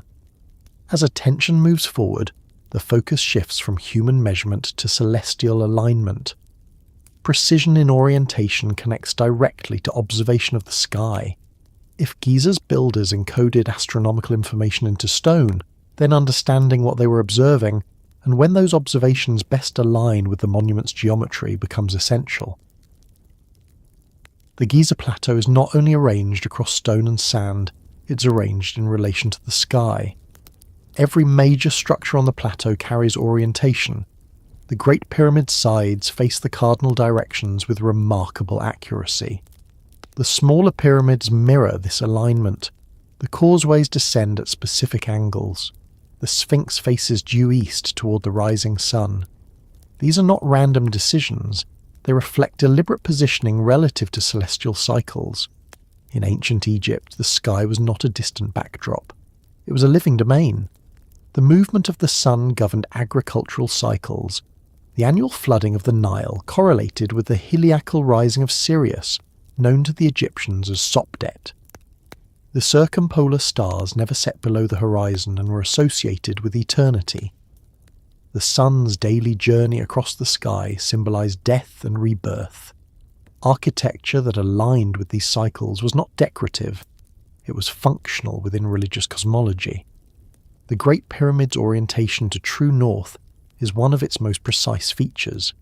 Magnetic north shifts over time and would not have served as a reliable reference without a compass. The builders instead likely used stellar observation. One proposed method involves observing two circumpolar stars as they crossed the meridian simultaneously. When one star rose and the other set at the same vertical alignment, the midpoint between them would indicate true north. Calculations show that around 2500 BCE, specific star pairs such as Kochab in Ursa Minor and Mizar in Ursa Major would have aligned in a way that allowed accurate determination of north. If that method was used, the pyramid's alignment would correspond well with the 4th dynasty date. The margin of error matches what would be expected from naked-eye observation with careful repetition. This supports the conventional timeline rather than contradicting it. However, discussions about astronomical alignment at Giza extend beyond cardinal orientation. Attention often turns to the arrangement of the three main pyramids. When viewed from above, the pyramids of Kufu, Khafre and Menkaure are offset slightly rather than placed in a straight line. Some researchers have proposed that this offset mirrors the relative positions of the three stars of Orion's belt.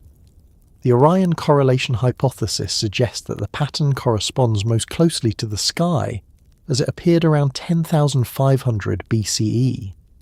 This date is significantly earlier than dynastic Egypt. The argument rests on calculating the precessional shift of the stars. Because Earth's axis wobbles slowly over thousands of years, the position of Orion relative to the horizon changes gradually. Proponents claim that the configuration at 10,500 BCE matches the ground layout more closely than the configuration at 2,500 BCE. Critics argue that the correlation is approximate and subject to interpretation. Star patterns can be matched to ground layouts in multiple ways if selection criteria are flexible. Statistical analysis has been applied to test the strength of the alignment, with differing conclusions. Mainstream Egyptology does not accept the 10,500 BCE date for pyramid construction. The shafts inside the Great Pyramid provide additional astronomical points of interest. The King's Chamber contains two narrow shafts, one pointing south and one pointing north. The Queen's Chamber also contains two shafts. These shafts were long thought to be ventilation channels, though their small size and angled paths suggest symbolic function. The southern shaft of the King's Chamber points toward a region of the sky that would have contained Orion's belt around 2500 BCE. The northern shaft points toward circumpolar stars. The southern shaft of the Queen's Chamber aligns with Sirius, the brightest star in the night sky, associated with the goddess Isis. These alignments correspond to known Old Kingdom religious beliefs about the pharaoh's afterlife journey to join the stars.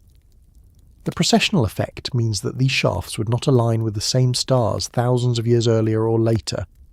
Their angles correspond most closely with the 4th dynasty sky. This strengthens the argument that the pyramid was constructed during that era with those celestial targets in mind.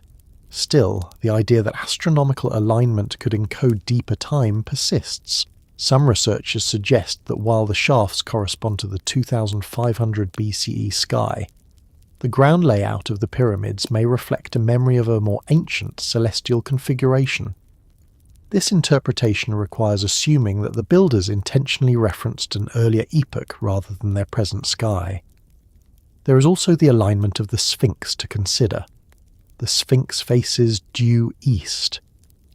On the spring and autumn equinoxes, the sun rises directly in front of it. Around 2500 BCE, during the vernal equinox, the constellation Leo would have risen behind the sun at dawn. Because of precession, around 10,500 BCE, the constellation Leo would have risen directly on the eastern horizon at dawn during the spring equinox. The Sphinx, with its lion-like body, has been interpreted by some as representing Leo facing its celestial counterpart at that earlier date. This interpretation assumes that the Sphinx was designed to mark the age of Leo in the zodiacal precessional cycle. The zodiac as a formal system, however, developed later in Mesopotamia and was adopted by Egypt much later. There is no direct evidence that Old Kingdom Egyptians conceptualized precessional ages, as later astrologers did. Alignments at Giza must also be considered in practical terms. Observing the sunrise at equinox requires only marking the midpoint between solstitial extremes. The equinox sunrise position remains relatively stable across millennia compared to specific star alignments. Thus, equinox alignment does not necessarily indicate deep antiquity.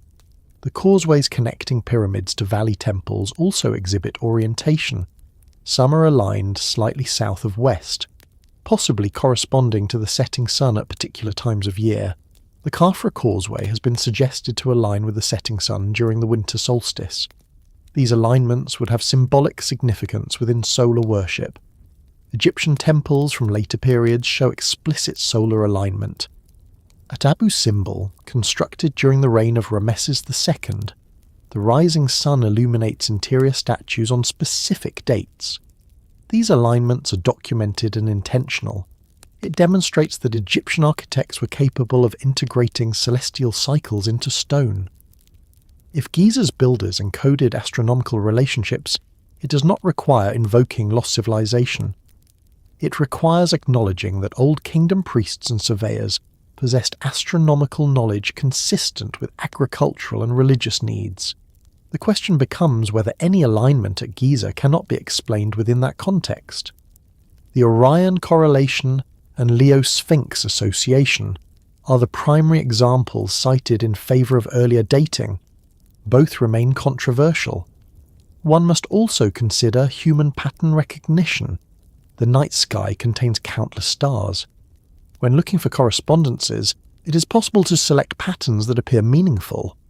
Statistical rigour is necessary to avoid confirmation bias. Still, the alignment to true north remains impressive. The margin of error is so small that it suggests repeated observation over multiple nights. The builders likely used a gnomon, a vertical stick casting shadow, to track solar movement during the day. At night, they may have used sighting rods aligned with star pairs. Astronomy in ancient Egypt was practical as well as symbolic. Tracking Sirius was critical for predicting the Nile flood. The heliacal rising of Sirius occurred shortly before the annual inundation.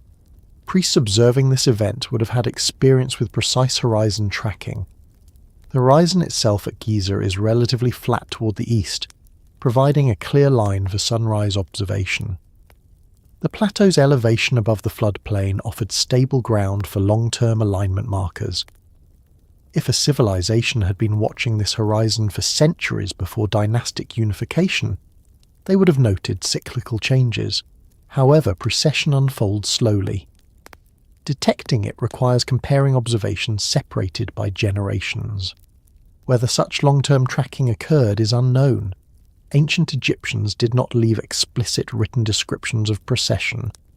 Greek astronomer Hipparchus is credited with discovering precession around 130 BCE.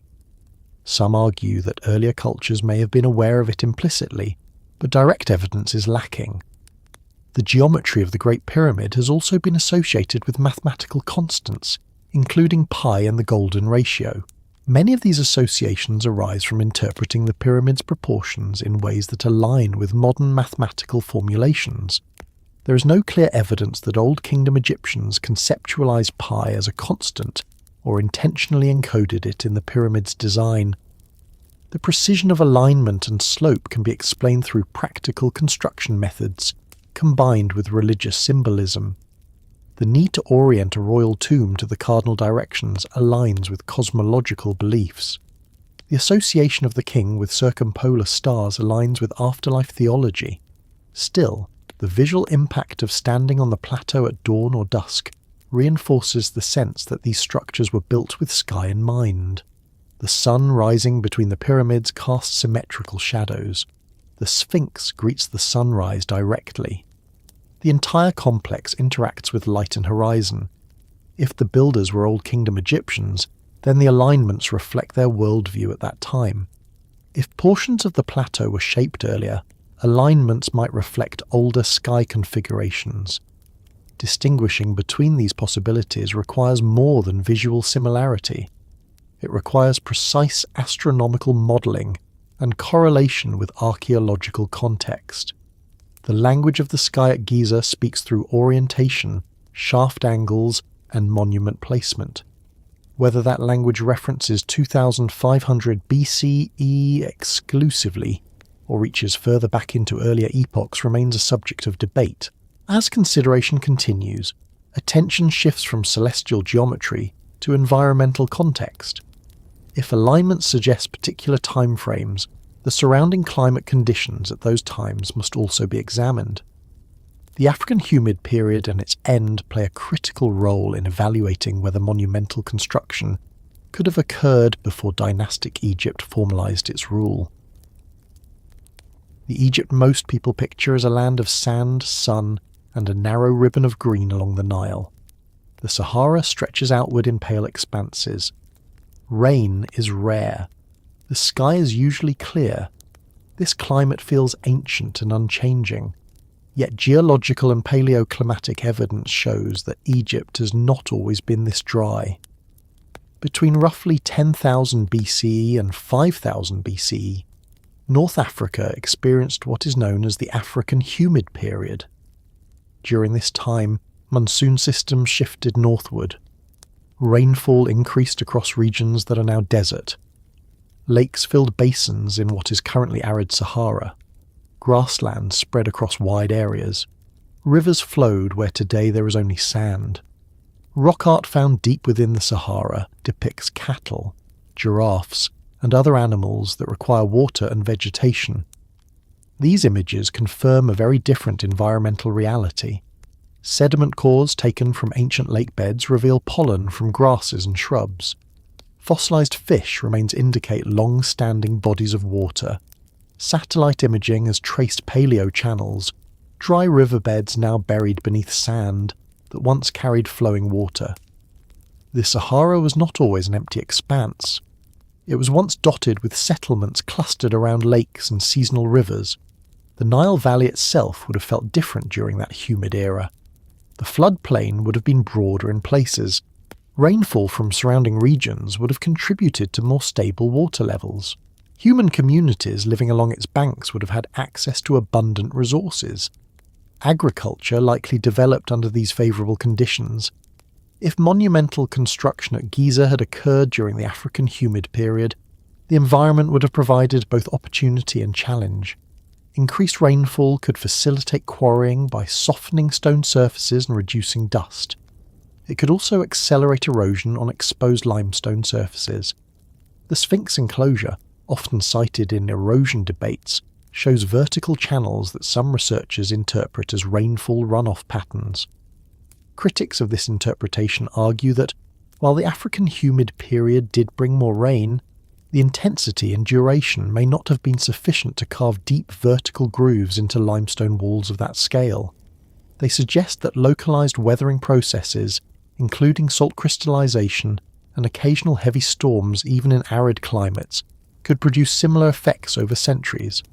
Understanding the timeline of climate change is essential. The African humid period did not end abruptly. It declined gradually between 6000 BCE and 3000 BCE. By the time of the 4th dynasty, around 2500 BCE, the climate had become largely arid, though not identical to today's hyper-arid conditions. Seasonal rains were still possible. Sand encroachment was increasing. If the Sphinx were carved during the late stages of the humid period, it would have experienced rainfall erosion before the desert fully established itself. That would place its carving significantly earlier than the accepted Old Kingdom date. However, correlating erosion depth directly to rainfall duration requires careful geological modelling. Beyond the Sphinx, the plateau's broader landscape shows evidence of long-term weathering. The bedrock exhibits fractures and surface pitting. Some of these features predate human carving. Distinguishing natural weathering prior to construction from post-construction erosion is complex. The Nile Delta also underwent significant transformation as the climate dried. Rising sea levels at the end of the Ice Age reshaped coastlines. Sediment deposition from annual floods buried older surfaces beneath layers of silt. If early settlements existed near shifting river channels, they may now lie deeply buried or submerged. Climatic shifts influence human movement. As the Sahara dried, populations likely migrated toward more reliable water sources, particularly the Nile. This concentration could have accelerated social organisation. It may also have led to abandonment of earlier inland sites. Rock art in the Sahara shows scenes of cattle herding, hunting and community life. These images date to periods when the region supported sustained habitation. Some researchers have proposed that complex social structures may have existed in these wetter landscapes before desertification forced relocation. If such communities possessed knowledge of stone shaping or astronomical observation, they might have carried those traditions into the Nile Valley as climate changed. The consolidation of dynastic Egypt may represent not a sudden beginning, but the formalization of traditions that had matured over millennia. Climatic records from ice cores in Greenland and sediment cores in Africa show that the Younger Dryas period, around 12,900 to 11,600 years ago, brought sudden cooling and drying conditions to many regions. This abrupt shift may have disrupted early human communities. Some hypotheses suggest that catastrophic events during this period could have erased or displaced advanced cultures.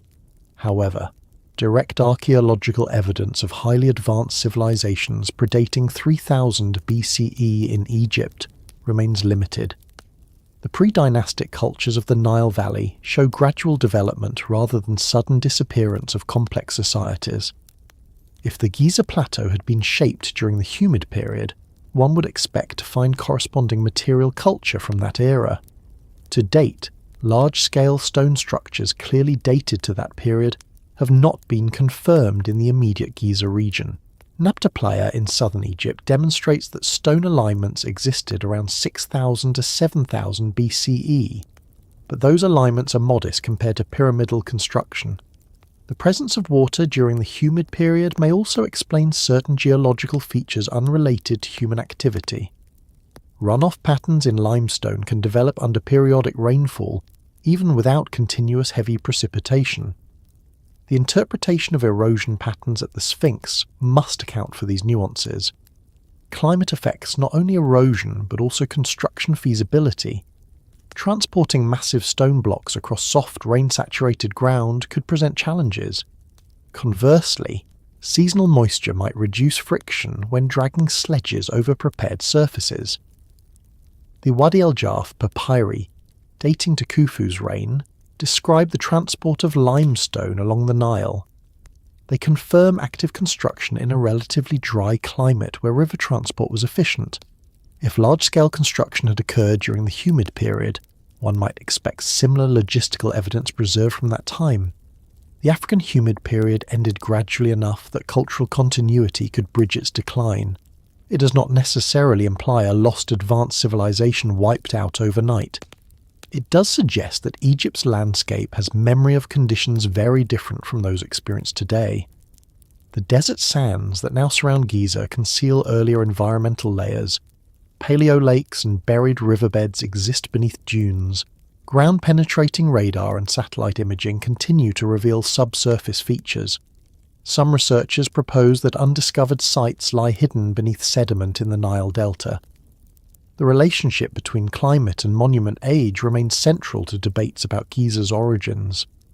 If erosion patterns require sustained rainfall, and if such rainfall ended thousands of years before the Fourth Dynasty, then conventional dating would need reconsideration. If alternative weathering mechanisms account for observed features, then the Old Kingdom timeline remains consistent. Paleoclimatology provides context but not final answers. It shows that Egypt's environment has changed dramatically over the last 12,000 years. It shows that humans adapted to shifting conditions. It shows that regions now barren once supported life and settlement. The question is whether those earlier settlements achieved monumental stone construction at the scale of Giza. Current archaeological evidence does not confirm that. It does, however, confirm that early humans were more adaptable and organised than once assumed. Göbekli Tepe again complicates assumptions. Its pillars date to the early Holocene, during the humid period. That site demonstrates that symbolic and coordinated stone construction existed at least 7,000 years before the pyramids. It does not prove direct connection to Egypt, but it expands the known range of early architectural capability. Climate does not remember itself. The sands shift. Rainfall patterns change. What remains are traces embedded in stone and sediment. The Sphinx enclosure and plateau surfaces may carry faint signals of environmental history. Whether those signals point to construction in a wetter era or to natural weathering acting over millennia in a largely arid environment remains debated. The plateau stands at the intersection of geological process and human intention. As the exploration continues, the focus turns toward methods of dating stone itself. If climate history provides one line of evidence, then understanding how archaeologists and geologists attempt to determine the age of carved limestone offers another perspective on whether Giza's earliest shaping fits comfortably within the Old Kingdom or stretches further back into time. Limestone records its history quietly. It does not carry dates stamped across its surface, but it preserves subtle changes that unfold over time. At Giza, the debate about age often returns to limestone because the plateau itself is made of it. The pyramids are built largely from it. The Sphinx is carved directly from it. If one hopes to find physical evidence that supports or challenges the accepted timeline, limestone becomes the primary witness. Weathering is not a single process. It includes mechanical breakdown from wind and sand, chemical alteration from water and dissolved minerals, temperature expansion and contraction, and salt crystallization. Each leaves different signatures. Distinguishing between them requires careful geological study rather than visual impression alone. Wind erosion in desert environments typically produces horizontal abrasion. Sand carried by wind strikes lower surfaces more intensely than higher ones. Over time, this can smooth corners, undercut edges, and create a distinct horizontal banding pattern near ground level. The pyramids show evidence of wind abrasion, particularly on exposed core blocks since the casing stones were removed. Rainfall erosion behaves differently. When water flows down vertical surfaces repeatedly, it can create channels that follow natural fractures in the stone. These channels often appear rounded rather than sharply cut. In climates with sustained precipitation, limestone can dissolve slowly, producing vertical grooves and scalloped surfaces. The Sphinx enclosure is central to this discussion. The walls surrounding the Sphinx show vertical undulations and deep channels in some sections. Geologist Robert Schoch proposed that these features are consistent with prolonged rainfall erosion rather than wind abrasion. He argued that such weathering would require heavy precipitation, placing the carving of the enclosure before the arid conditions that dominated after 3000 BCE. Critics of this interpretation point out that limestone varies in hardness by layer. Softer strata erode more quickly, regardless of rainfall intensity. Salt weathering also produces flaking and vertical features. When groundwater rises through porous limestone and evaporates, salts crystallize within the stone, expanding and fracturing it. This process can mimic runoff channels over long periods. The enclosure walls contain layers of different resistance. Some sections appear deeply recessed, while adjacent harder layers protrude. This uneven erosion can create patterns that appear dramatic, but may not require thousands of years of rainfall to form. Dating erosion directly is difficult. Unlike organic material, stone does not contain carbon for radiocarbon analysis. Researchers sometimes use cosmogenic nuclide dating to estimate how long a rock's surface has been exposed to cosmic rays. This method measures isotopes created by interaction with cosmic radiation. However, applying such techniques to carved surfaces integrated into massive structures presents technical challenges and often yields wide margins of error. Another approach involves analysing microweathering features under magnification. The size of salt crystals within pores, the presence of specific mineral deposits, and the rounding of grain edges can provide clues about environmental history. Studies conducted on samples from the Sphinx have produced different conclusions, reflecting the complexity of interpreting long-term surface change. The Great Pyramid's exterior core blocks also show weathering, but their exposure history differs. For most of their existence, they were covered by casing stones. Only after those casing stones were removed in medieval times did the core blocks become fully exposed. Therefore, erosion visible on the pyramid's outer surfaces primarily reflects the last 1,000 years rather than 4,500. The Sphinx, by contrast, was exposed for much of its existence, though it was periodically buried by sand. Sand burial can protect stone from wind abrasion, while allowing subsurface moisture processes to continue. The Sphinx has undergone numerous restoration phases. Blocks were added to reinforce eroded sections. Some of these added stones display different weathering patterns than the original bedrock. Groundwater levels beneath the plateau have fluctuated over millennia. During the African humid period, higher water tables may have contributed to subsurface moisture exposure.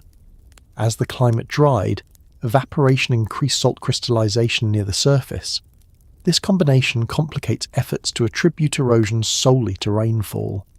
Comparative analysis can provide context. Other Old Kingdom monuments carved from limestone in Egypt show weathering consistent with their environment and age.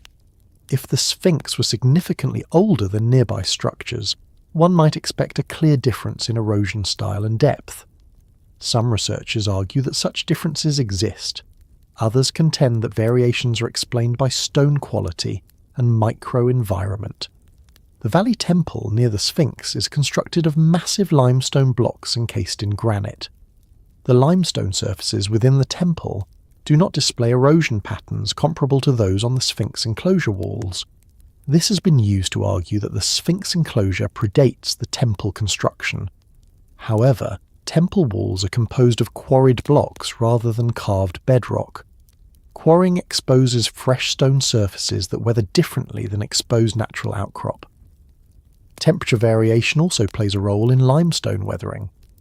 Desert climates experience significant temperature swings between day and night. Expansion and contraction can cause microfracturing. Over centuries, these microfractures contribute to surface breakdown. Wind direction at Giza has been studied to assess its potential impact.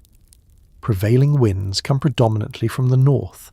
This means southern faces of structures may experience different abrasion patterns than northern faces. Uneven exposure complicates simple chronological assumptions based on erosion depth. Some researchers have suggested that seismic activity may have affected the plateau. Earthquakes can create fractures that later become channels for water infiltration. Such fractures could influence erosion patterns independent of age. There is also the issue of restoration in antiquity. Thutmose IV and later rulers cleared sand from around the Sphinx and likely repaired damage. Restoration blocks were inserted into eroded areas. These blocks are identifiable by their masonry style and mortar. The existence of ancient restoration indicates that erosion had progressed significantly by the New Kingdom.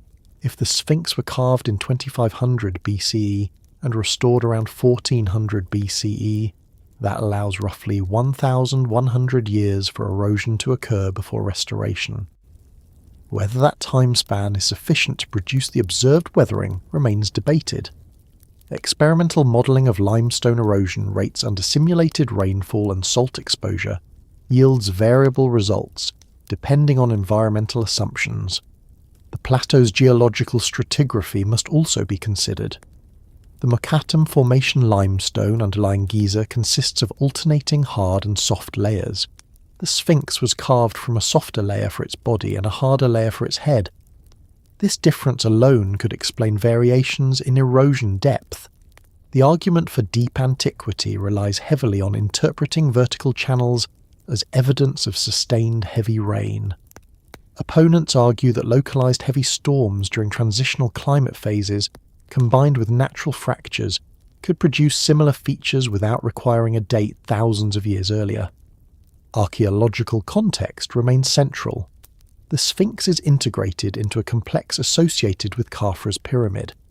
The Valley Temple, causeway, and pyramid form a cohesive layout.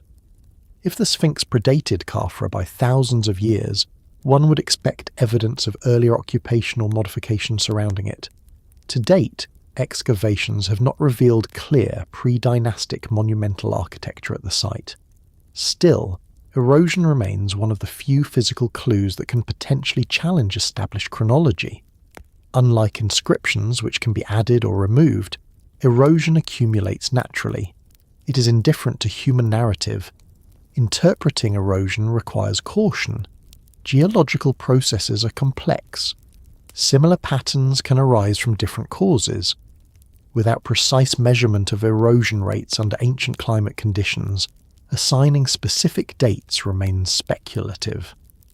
The limestone at Giza holds quiet clues, but those clues do not speak plainly. They require translation through scientific method. Competing interpretations demonstrate how subtle variations in data can lead to divergent conclusions. If deeper antiquity were to be confirmed through erosion analysis, it would reshape understanding of Egyptian origins. If conventional explanations suffice, then the weathering at Giza reflects natural processes acting over 4,500 years in a changing climate. The investigation of limestone continues through core sampling, microanalysis, and environmental modelling. As methods improve, new data may refine interpretations. For now, erosion remains a contested but central piece of the puzzle. From the surface of stone, attention moves next toward a broader perspective. If climate and erosion offer partial insight, then examining how early civilizations developed construction techniques elsewhere may provide context for whether Giza represents a natural progression within Egyptian history or an anomaly that stands apart from it. When a monument appears complete at the moment it enters the historical record, the question naturally follows: was it truly born in that moment, or was it inherited? Inheritance in architecture does not require conspiracy. It simply means that later builders adopt, restore, modify, or reassign meaning to structures that predate them. Across the ancient world, temples were rebuilt atop earlier foundations. Sacred sites were reused by successive cultures. Stones were recarved. Names were replaced. The idea that parts of Giza may have been inherited rather than originally constructed during the 4th dynasty rests on this broader historical pattern. Civilizations rarely begin with a blank landscape. They emerge within environments already shaped by earlier communities. Even in Egypt, dynastic rulers frequently restored monuments built by predecessors, sometimes claiming credit, sometimes explicitly acknowledging restoration. The Sphinx provides the most discussed example. There is no definitive inscription stating that Khafra commissioned its carving. The association is based on proximity to his pyramid and temple complex, and on stylistic resemblance between the Sphinx's face and known statues of Khafra. Yet the face appears proportionally smaller than the body. Some researchers have suggested that the head may have been recarved from an earlier, larger form. If the Sphinx began as a different figure, perhaps a lion without human features, later modification could explain the mismatch. Recarving stone reduces volume. A larger head reshaped into a smaller one would alter proportions. This remains hypothetical, but it illustrates how inheritance might operate physically rather than symbolically. Egyptian kings were not hesitant to attach their names to older monuments. There are numerous examples of later pharaohs reinscribing cartouches over earlier names. Some rulers usurped statues and temples, altering inscriptions to claim ownership. If Giza contained older sacred structures, dynastic rulers may have integrated them into state ideology. The Valley Temple near the Sphinx contains massive limestone core blocks and granite casing. The core blocks are enormous, some weighing over 100 tons. Their scale suggests significant engineering effort. If such blocks had already been quarried and positioned for an earlier purpose, Khafra's architects might have adapted them into a new complex. However, archaeological excavation around the plateau has not revealed clear evidence of earlier large-scale construction beneath or adjacent to the pyramids. The surrounding mastabas, worker villages, and administrative artifacts consistently date to the Old Kingdom. This continuity supports active construction during that period. Inheritance does not necessarily imply full pre-existence of the pyramids themselves. It could mean that foundational levelling, quarrying, or alignment traditions predated Kufu and his successors. The plateau's integration into the pyramid suggests careful adaptation to existing terrain. Whether that terrain had already been partially shaped remains debated. Pre-dynastic Egypt shows gradual development in burial practices. Early mastabas evolved into stepped structures. The step pyramid at Saqqara represents a clear transitional form between flat-roofed tombs and smooth-sided pyramids. This architectural progression appears continuous rather than abrupt. Yet the Great Pyramid's scale and refinement surpass earlier examples significantly. The bent pyramid and red pyramid at Dashur demonstrate experimentation with angle and stability. The red pyramid achieved smooth-sided success before Giza. It is plausible that experience from Dashur informed the construction at Giza, eliminating the need to posit an unknown earlier civilization. Inheritance could also occur at the level of knowledge rather than structure. Astronomical alignment techniques may have been passed down from pre-dynastic observers. The reverence for specific stars and cardinal directions may have originated earlier than written record. When Khufu's architects designed the Great Pyramid, they may have drawn upon traditions already centuries old. Mythology provides another dimension. The concept of Zep Tepi, the first time, refers to a primordial era when gods established order.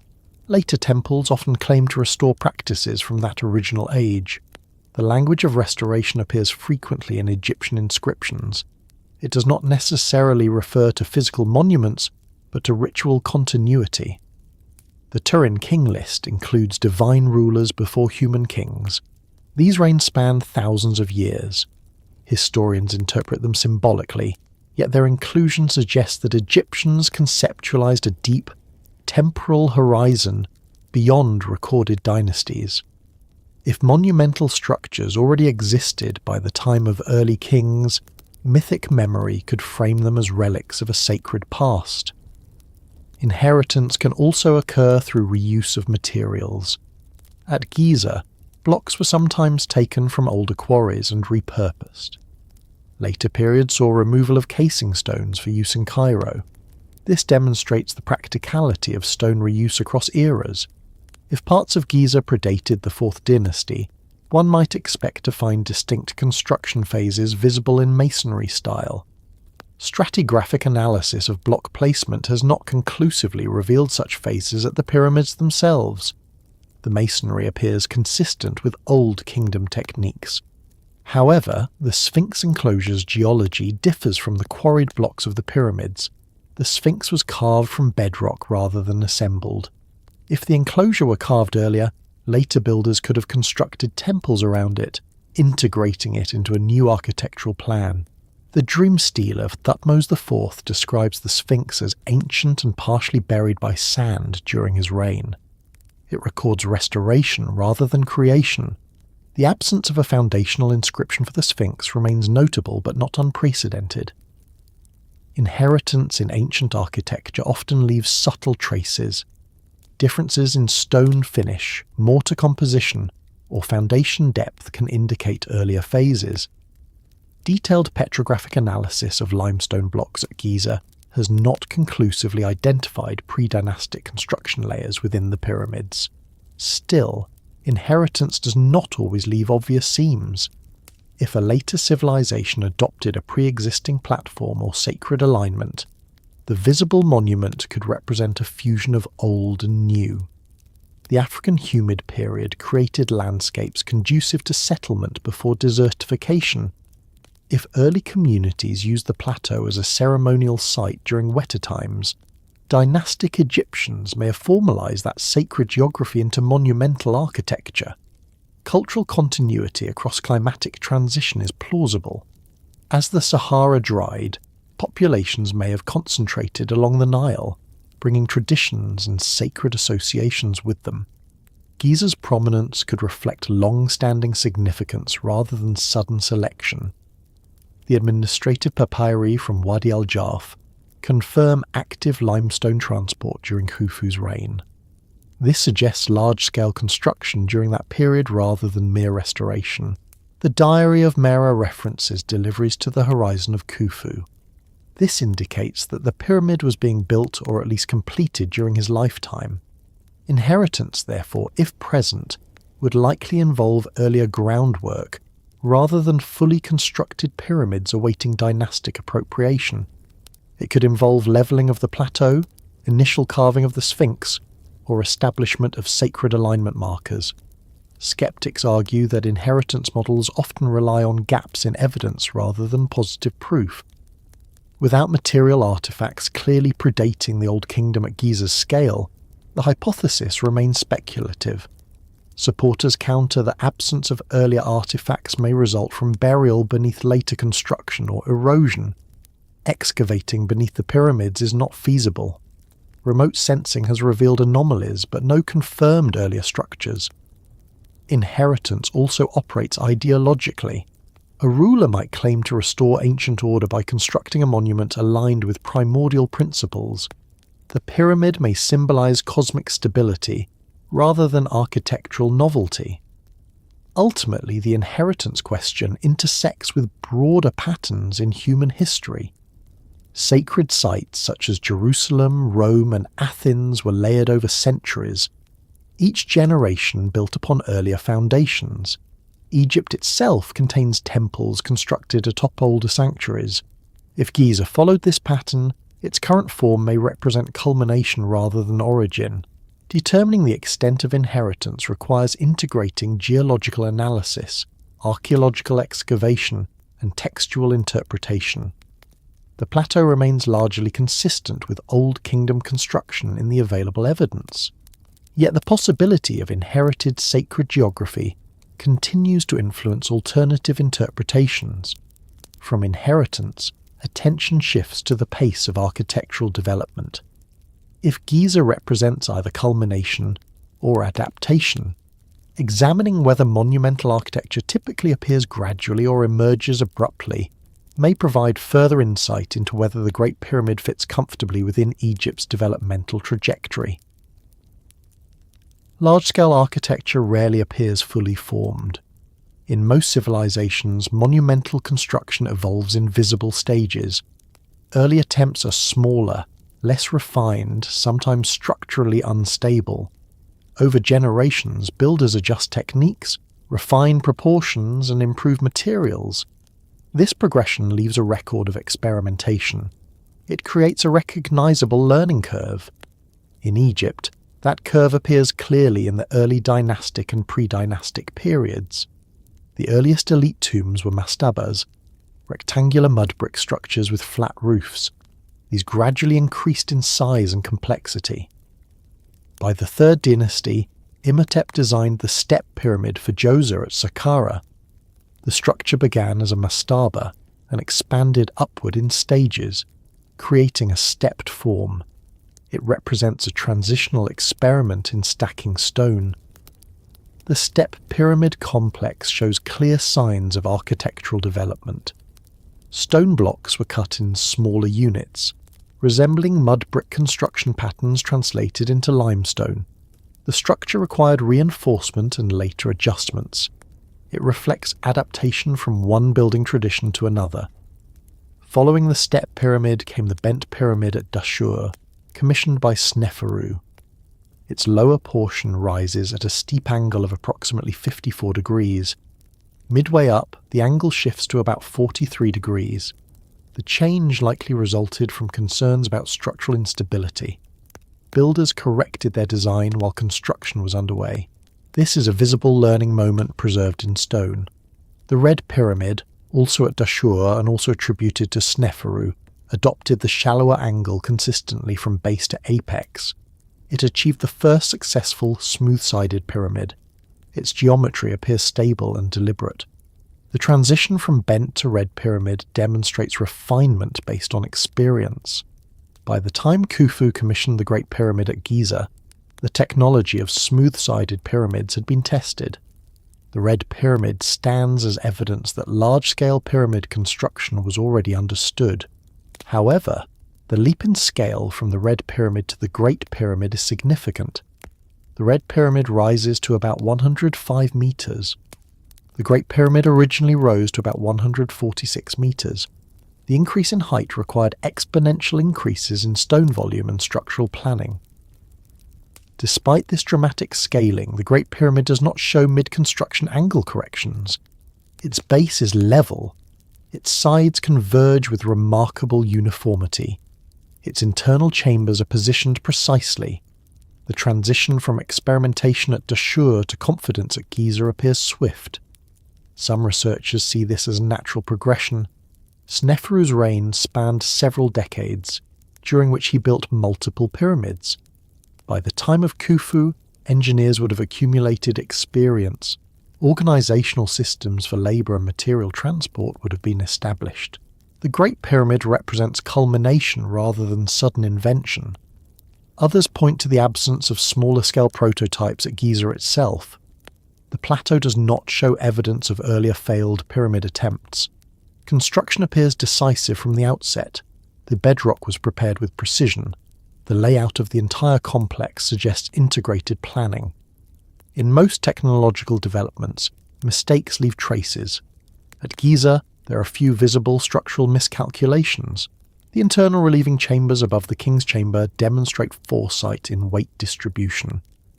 The ascending and descending passages align symmetrically. The grand gallery's corbelled design distributes load outward, reducing pressure on the chamber below. One might argue that the learning curve occurred elsewhere, at Saqqara and Dashur. The progression from mastaba to step pyramid to smooth pyramid supports that interpretation. However, the scale and precision at Giza still represent a peak that appears rapidly after earlier experimentation. Monuments that appear without a learning curve raise two possible explanations. Either the learning occurred earlier but left limited surviving evidence, or the apparent leap reflects an underestimation of existing capability.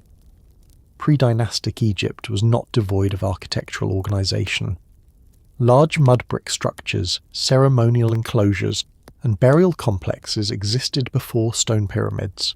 The transition from mud brick to stone required new quarrying and lifting techniques, but the social organisation for large projects already existed. The Great Pyramid's construction also relied on centralised authority, capable of mobilising labour seasonally. Workers likely rotated in shifts during the Nile flood when agricultural activity paused. This labour system was not invented at Giza. It was an extension of earlier administrative control. Yet the sheer consistency of execution at Giza continues to draw attention. The casing stones were polished and fitted tightly. The corners meet with minimal deviation. The orientation to true north is precise. The pyramid's apex would have aligned almost perfectly if not for later loss of casing and capstone. In some alternative interpretations, the absence of a visible learning curve suggests inherited advanced knowledge. This does not necessarily imply lost technology beyond human capacity. It could mean that stone construction techniques were refined over centuries before being monumentalized at Giza. Göbekli Tepe demonstrates that large stone pillars were erected thousands of years before Egyptian pyramids. Though different in form, they required planning and labour. If such capability existed elsewhere during the early Holocene, it challenges the notion that complex stone architecture emerged suddenly in the 3rd millennium BCE. However, there is no direct evidence linking Anatolian megalith builders to Egypt. The geographic and cultural distance is considerable. The appearance of large-scale construction in multiple regions may reflect parallel development rather than inheritance. The concept of a missing learning curve may also reflect modern perception. We tend to assume linear progression from simple to complex. Ancient societies, however, could achieve remarkable feats within relatively short periods, if motivated and organised effectively. The workforce settlements at Giza provide tangible evidence of structured labour. Bakeries with large bread moulds, animal bone deposits indicating high-protein diets, and administrative seals all suggest a well-supported workforce. This infrastructure did not emerge overnight. It reflects an administrative system capable of sustaining large projects. The problem, then, may not be absence of a learning curve, but compression of visible stages. The archaeological record between early mastabas and the Great Pyramid spans only a few generations. Within that time, pyramid construction evolved dramatically. Whether that pace is implausible depends on assumptions about ancient innovation. Architectural history elsewhere shows similar accelerations. Gothic cathedrals in medieval Europe rose rapidly once structural techniques were understood. Roman concrete allowed for sudden expansion of domed architecture. When a technique proves successful, scaling can happen quickly. At Giza, the Red Pyramid stands as direct predecessor. Its successful geometry likely informed Khufu's design. The workforce that built Sneferu's pyramids could have trained the next generation. Knowledge transfer across decades can appear abrupt in archaeological timescales. Still, the impression remains that the Great Pyramid emerges at near perfection. There is little evidence of structural hesitation within its core. The planning appears comprehensive from foundation to apex. Some researchers suggest that internal chambers may reflect later modifications. The Queen's Chamber may have been repurposed during construction. The descending passage may have been part of an earlier design phase. These internal adjustments could represent subtle learning moments not visible externally. Monuments that appear without a learning curve challenge assumptions about how knowledge accumulates. They force reconsideration of whether earlier, less visible stages existed, or whether ancient societies were capable of rapid refinement under centralized leadership. If inheritance played a role, it would likely involve intangible knowledge rather than finished stone structures. Astronomical alignment, surveying techniques, and symbolic frameworks could have predated monumentalization. The Great Pyramid stands as both culmination and anomaly. It fits within a developmental sequence yet surpasses its predecessors significantly. The speed of advancement invites scrutiny but does not definitively prove deeper antiquity. From here, attention shifts toward a single monument that often anchors the inheritance discussion more than any other. The Sphinx, carved from living rock, presents unique geological and proportional features. Whether it represents a survivor from an earlier epoch or a creation of the 4th dynasty, integrated seamlessly into its time, becomes the next focus of examination. The Sphinx does not rise from assembled blocks. It emerges from the earth itself. Unlike the pyramids, which were constructed course by course, the Sphinx was carved directly from a limestone outcrop that already existed on the Giza Plateau. This fact alone sets it apart. It is not simply a monument placed upon the landscape. It is the landscape reshaped into form. The body of the Sphinx stretches approximately 73 metres in length. Its height reaches about 20 metres. The head, carved from a harder layer of limestone, rises above the softer body stone. The enclosure surrounding it was cut downward into the bedrock, creating walls on either side. The stone removed from that enclosure was likely used to construct nearby temples, including the Sphinx Temple and parts of the Valley Temple. In the conventional narrative, the Sphinx was commissioned by Pharaoh Khafre during the 4th dynasty, around 2500 BCE. This dating is based primarily on archaeological context. The Sphinx sits within Khafre's pyramid complex. The Valley Temple nearby contains statues of Khafre. The causeway connecting his pyramid to the temple passes near the Sphinx. The alignment suggests integrated planning, yet there is no inscription on the Sphinx itself that states Khafre commissioned it.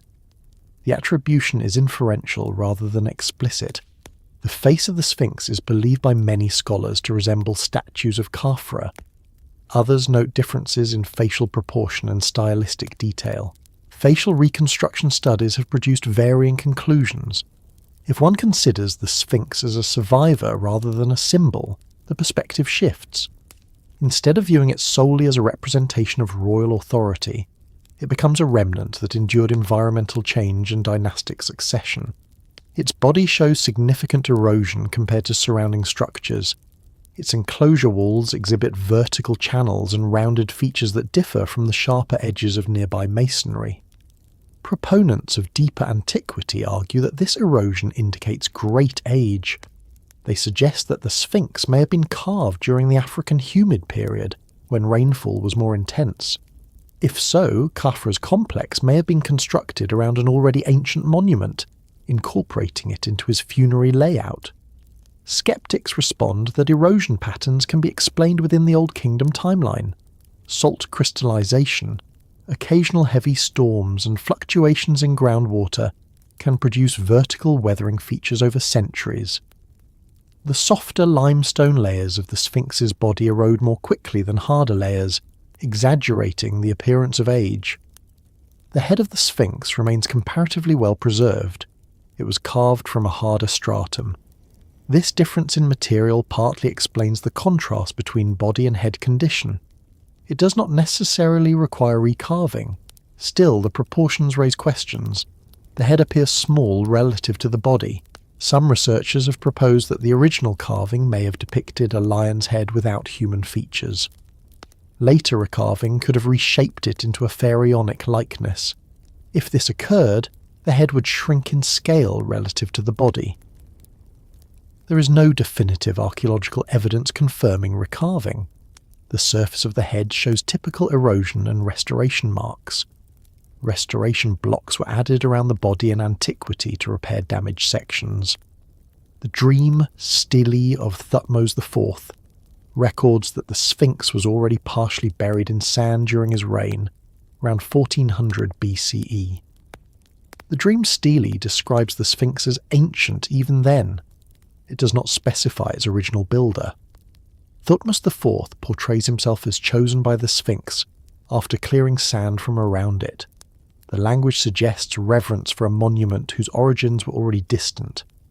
If the Sphinx predates Khafre, one would expect to find evidence of earlier cultural activity surrounding it.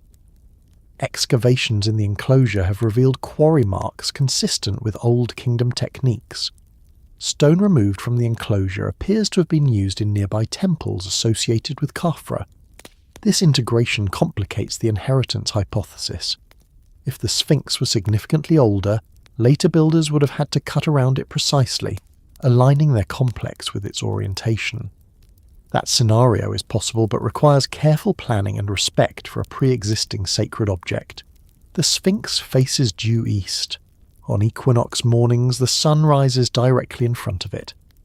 Around 2500 BCE, the constellation Leo would have risen behind the sun during the spring equinox. Some researchers suggest that this celestial alignment may connect the Sphinx to earlier zodiacal ages, particularly the age of Leo around 10,500 BCE. The zodiac as a structured system, however, developed later in Mesopotamia and was adopted into Egypt much later. There is no direct evidence that Old Kingdom Egyptians conceptualized precessional ages. The lion form may simply symbolize strength and solar association. Lion imagery appears in multiple cultures as a representation of guardianship and power. In Egypt, the lion was associated with solar deities and protective force. Carving a lion-bodied figure facing the rising sun aligns with solar symbolism without requiring deeper antiquity.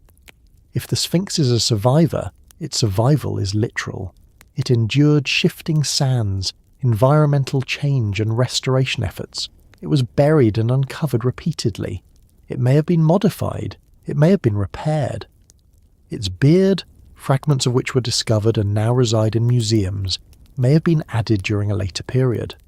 Restoration blocks added to the Sphinx's body during various dynasties demonstrate ongoing maintenance.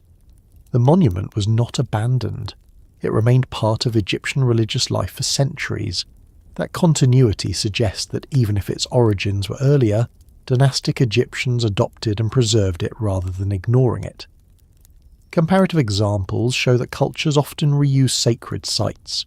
Temples in Mesopotamia were built atop earlier foundations repeatedly. In Mesoamerica, pyramids were expanded over earlier structures. If Giza followed a similar pattern, the Sphinx could represent an earlier sacred marker, incorporated into 4th dynasty architecture.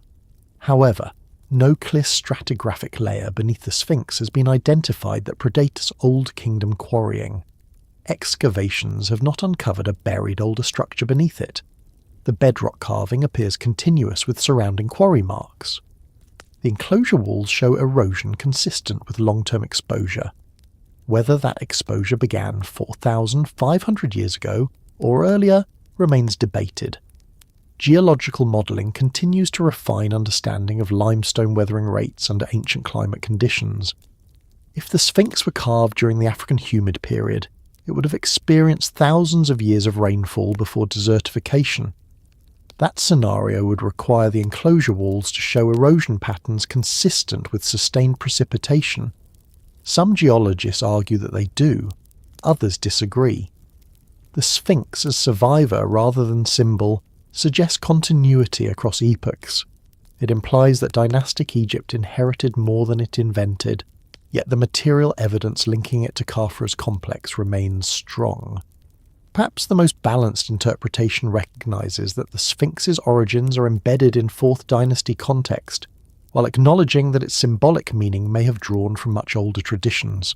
The lion as guardian, the orientation to the rising sun, and the association with horizon concepts could reflect inherited cosmology. The monument's silence about its own creation invites interpretation. It neither confirms nor denies deeper antiquity. It stands in place, carved from living rock, weathered by time, restored by kings, photographed by travellers, analysed by geologists. Whether it is primarily a symbol of Khafra's authority or a survivor from a forgotten epoch depends on how one weighs geological data against archaeological context. At present, the majority of evidence supports a 4th dynasty origin integrated into that era's religious and architectural system. Still, the debate persists, because the Sphinx occupies a liminal space between natural formation and human intention. It was shaped from the earth rather than assembled. It feels older because it emerges from bedrock. That physical continuity with the plateau creates an impression of antiquity that surpasses constructed stone. From the Sphinx, attention returns to the broader pattern of civilization itself. If the possibility of survival from earlier epochs remains open, then examining cycles of rise, decline, and continuity across human history may provide additional perspective on whether Giza represents the first expression of monumental complexity, or one chapter in a longer, partially obscured story. Human history is often presented as a straight line. Small settlements grow into cities, cities become states, states form empires, empires collapse. Another culture rises in its place. The line continues forward, documented by pottery styles, tool changes, written records, and architectural remains. Yet when the archaeological record is examined closely, it does not appear perfectly continuous. It contains interruptions.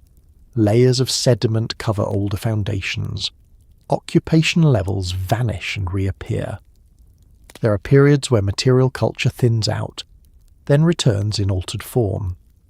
The Nile Valley itself preserves evidence of gradual development from pre-dynastic communities to the unified state traditionally attributed to Nama or Menes around 3100 BCE. This development includes pottery evolution, burial changes, and increasing political centralization. The continuity appears visible and steady. However, that continuity depends on surviving sites. What has not survived cannot be mapped. The African humid period ended gradually, but the drying of the Sahara likely caused significant population shifts. Communities that once lived in grassland regions would have migrated toward more reliable water sources. Such migrations could disrupt existing settlements. Sites left behind might be buried by sand or eroded away. The absence of continuous occupation in certain areas does not necessarily indicate absence of culture. It may indicate relocation. The Younger Dryas period, occurring around 12,900 to 11,600 years ago, represents another interruption in climate stability. Evidence from Greenland ice cores indicates sudden cooling. In some regions, megafauna populations declined dramatically. Human communities would have faced environmental stress. Whether this period caused cultural collapse or adaptation remains debated. Some researchers have proposed that global climatic shocks may have interrupted early complex societies. The hypothesis suggests that advanced communities could have existed before known civilizations, but were diminished or erased by environmental change. This idea remains controversial because material evidence of such advanced societies is limited. Göbekli Tepe demonstrates that large stone structures existed at least 11,000 years ago. The site appears intentionally buried around 8000 BCE. Whether this burial reflects ritual closure or social transition is uncertain. The deliberate covering of monumental enclosures suggests cultural change rather than sudden destruction. In Mesopotamia, settlement patterns show cycles of urban growth and contraction. The Sumerian city-states rose around 3000 BCE, but earlier settlements existed in the region. Flood layers interrupt some site sequences. The Sumerian king list records antediluvian rulers before a great flood. Historians interpret these long reigns symbolically, yet they reflect awareness of discontinuity. In Mesoamerica, pyramidal structures were often built over earlier versions. Each generation expanded upon the previous one. The older core remained hidden inside the new outer layer. If such layering occurred at Giza, it would require physical evidence of earlier cores beneath visible structures. Excavation at Giza has not revealed hidden pyramids within pyramids. The Great Pyramid's core appears uniform in construction technique. There are no obvious internal layers corresponding to drastically different eras. However, the Sphinx enclosure's geology differs from assembled masonry, leaving room for interpretation. Civilization does not always collapse dramatically. It can fragment. Knowledge may survive in oral tradition even when written records disappear. The myth of Zep Tepi in Egypt describes a first time when divine order was established. Later, kings often claim to restore temples according to ancient models. This language suggests continuity with an idealized past rather than acknowledgement of total rupture. Archaeological gaps can occur for many reasons. Organic materials decay. Stone is reused. Floods bury settlements beneath sediment. Coastal sites submerge as sea levels rise. At the end of the last ice age, global sea levels rose by over 100 metres. Coastal plains where early communities may have lived are now underwater. If early complex societies favoured coastlines, much evidence may be inaccessible. The Nile Delta has shifted repeatedly. Sediment deposition can bury earlier occupation layers beneath metres of silt. Excavation in such environments is difficult. Absence of visible early monumental architecture in the Delta does not conclusively prove that none existed. The concept of cyclical civilization often appears in myth and philosophy. Plato described Atlantis as a lost advanced civilization destroyed by catastrophe. His account is widely interpreted as allegory. However, the persistence of flood narratives across cultures suggests collective memory of environmental upheaval at the end of the Ice Age. In Egypt, the rise of dynastic rule appears to follow gradual social complexity rather than sudden replacement of a vanished advanced culture. Pottery styles evolve incrementally. Burial practices show continuity. Trade networks expand progressively. There is no abrupt break in material culture around 3000 BCE that would indicate takeover of a technologically superior predecessor, yet the possibility remains that certain sacred sites, such as Giza, may have been chosen due to long-standing cultural significance, predating dynastic consolidation. The plateau's prominence overlooking the Nile could have attracted ritual attention long before pyramids were conceived. If early communities used the plateau as an observation point for celestial events during the humid period, their symbolic association with that location may have persisted even as climate changed.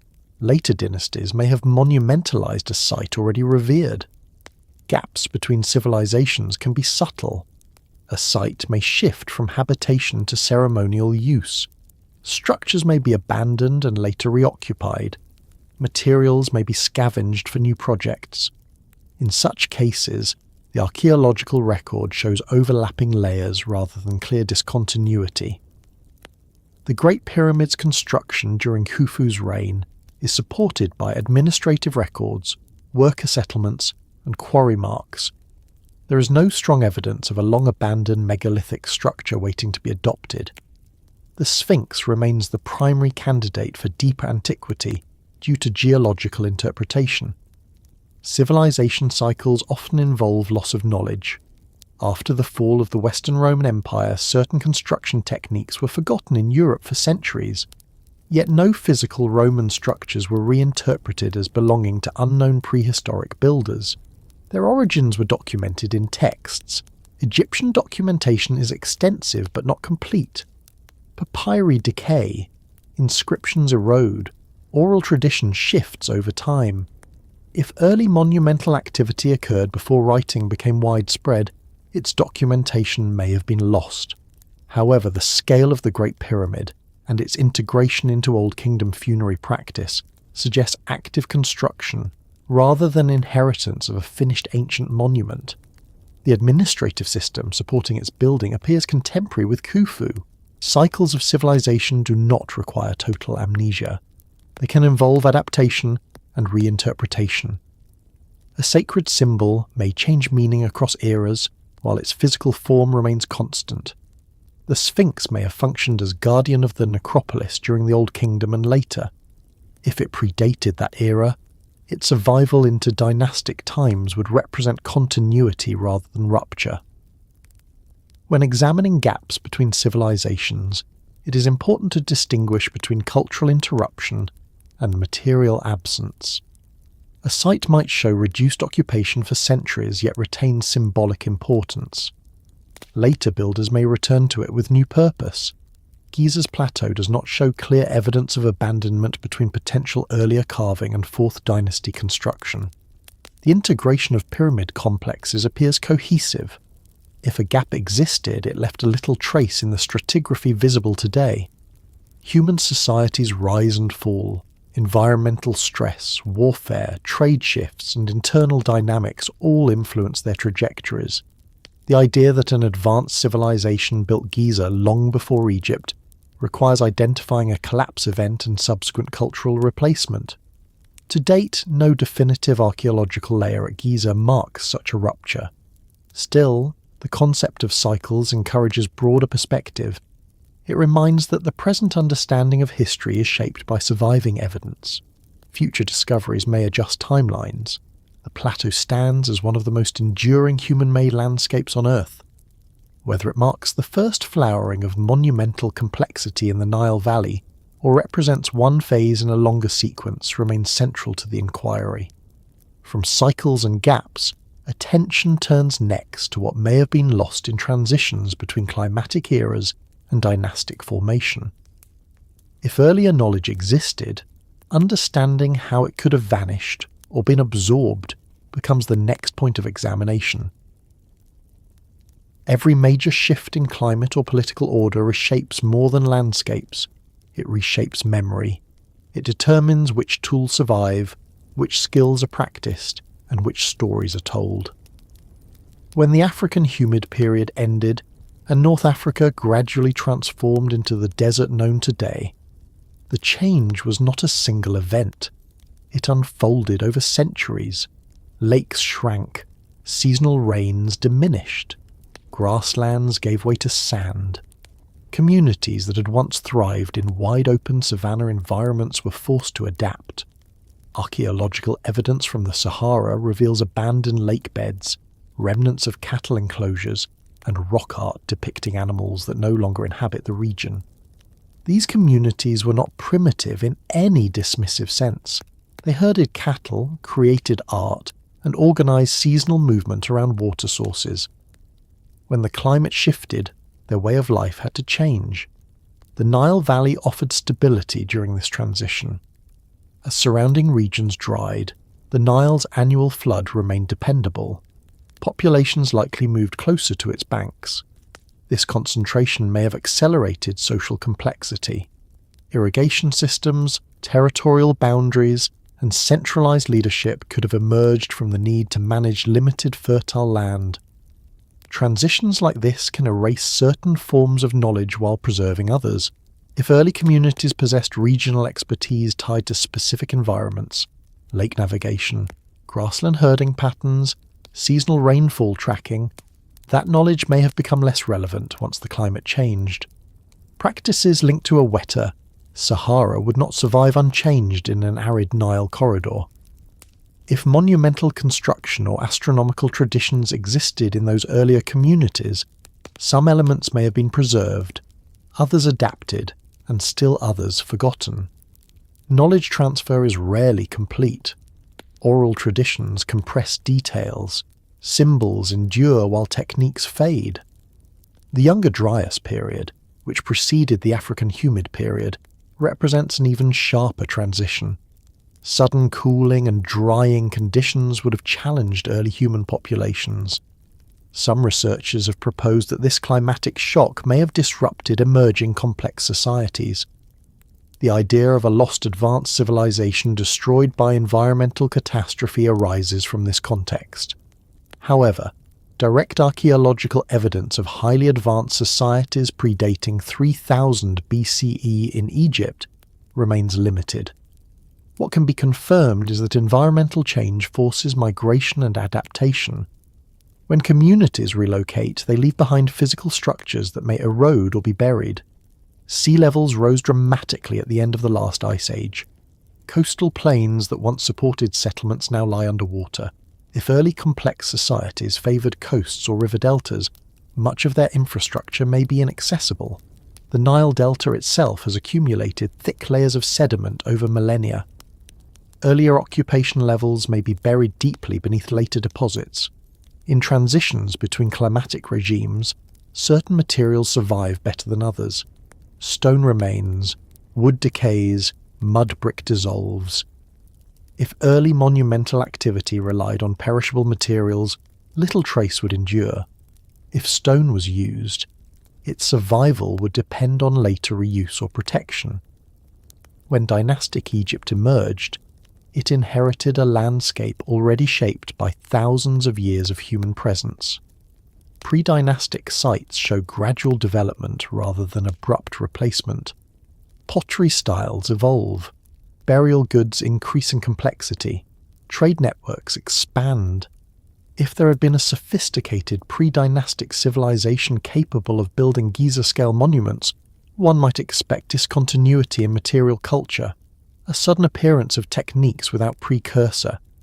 Instead, the archaeological record shows incremental progression. Still, transitions can mask complexity. Knowledge can become embedded in myth. The concept of Zep Tepi, the first time, reflects Egyptian awareness of a foundational era before recorded kings. Later pharaohs frequently claimed to restore temples according to ancient standards. This rhetorical appeal to antiquity suggests reverence for inherited traditions. What was lost in the last great transition may not have been monumental architecture, but environmental context. The humid Sahara supported pastoral communities whose social structures were different from later agricultural states. Their sacred sites, if built in stone, may now lie under dunes. The Sphinx's erosion patterns are sometimes interpreted as evidence of carving during wetter conditions. If that interpretation were correct, then the Sphinx would represent a surviving fragment of a cultural moment that predates dynastic Egypt. That survival would be extraordinary. However, geological interpretations remain contested. If erosion can be explained within Old Kingdom conditions, then no monumental knowledge was lost between humid and arid eras. Transitions also alter political structures. As populations concentrate along the Nile, competition for resources intensifies. Centralized authority may arise as a stabilizing force. The unification of Upper and Lower Egypt marks such a consolidation. In this consolidation, earlier regional traditions would have been absorbed into a broader national identity. Symbols from different areas could merge. Sacred geography might be redefined within a unified framework. If Giza held regional importance before unification, its selection as a royal necropolis could reflect continuity rather than innovation. The plateau's elevation and proximity to the Nile would have made it attractive regardless of prior use. The question of what was lost becomes intertwined with what was preserved. Egyptian civilization is remarkable for its longevity. It maintained recognizable cultural forms for over 2,000 years. That continuity suggests successful adaptation rather than repeated collapse. Civilizations rarely vanish completely without leaving trace.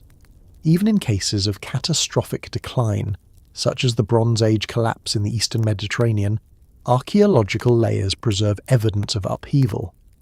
At Giza, no clear layer marks destruction of an earlier advanced culture. The last great transition in North Africa reshaped ecosystems. It likely reshaped settlement patterns. It may have compressed earlier traditions into new forms. Whether it erased monumental construction at Giza remains unproven. Knowledge loss does occur. After the fall of Rome, certain engineering techniques were forgotten in Europe.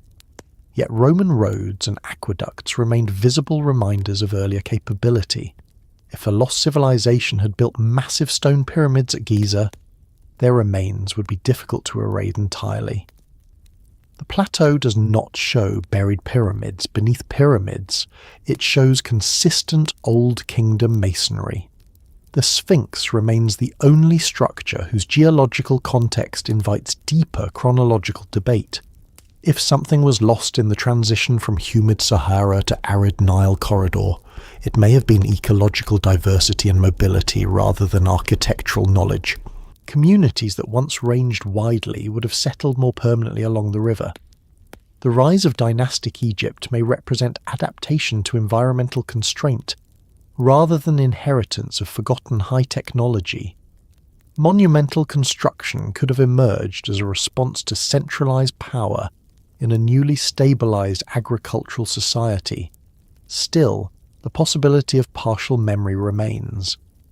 Sacred stories may encode recollections of earlier epochs. Architectural alignments may reflect inherited skywatching traditions. The last great transition altered climate, settlement, and resource distribution. Whether it also marked the disappearance of a sophisticated pre-dynastic civilization remains speculative. From considering what may have been lost, the inquiry now moves toward resistance within modern scholarship. If deeper antiquity at Giza were plausible, why does the mainstream archaeological community reject it so firmly? Understanding that resistance requires examining how evidence is evaluated and how historical timelines are constructed. Archaeology is not built on preference, it is built on method. Excavation layers are recorded carefully, artifacts are catalogued, radiocarbon dates are cross-checked. Pottery styles are compared across sites. Inscriptions are translated and contextualized. Timelines emerge not from a single monument, but from thousands of interconnected data points. When a proposal suggests that a monument like the Great Pyramid predates dynastic Egypt by several thousand years, it challenges not just one date, but an entire network of established relationships. Pottery sequences, burial practices, administrative documents, trade routes, and settlement patterns would all need reconsideration. That level of revision requires extraordinary evidence. Mainstream timelines resist deep time claims about Giza because the existing evidence fits coherently within the Old Kingdom framework. Quarry marks bearing Kufu's name were discovered in sealed chambers above the king's chamber. The Diary of Mera documents limestone shipments to the horizon of Kufu. Worker settlements at Giza contain artifacts dating to the 4th dynasty. Mastaba tombs surrounding the pyramids belong to officials serving Kufu and Khafre.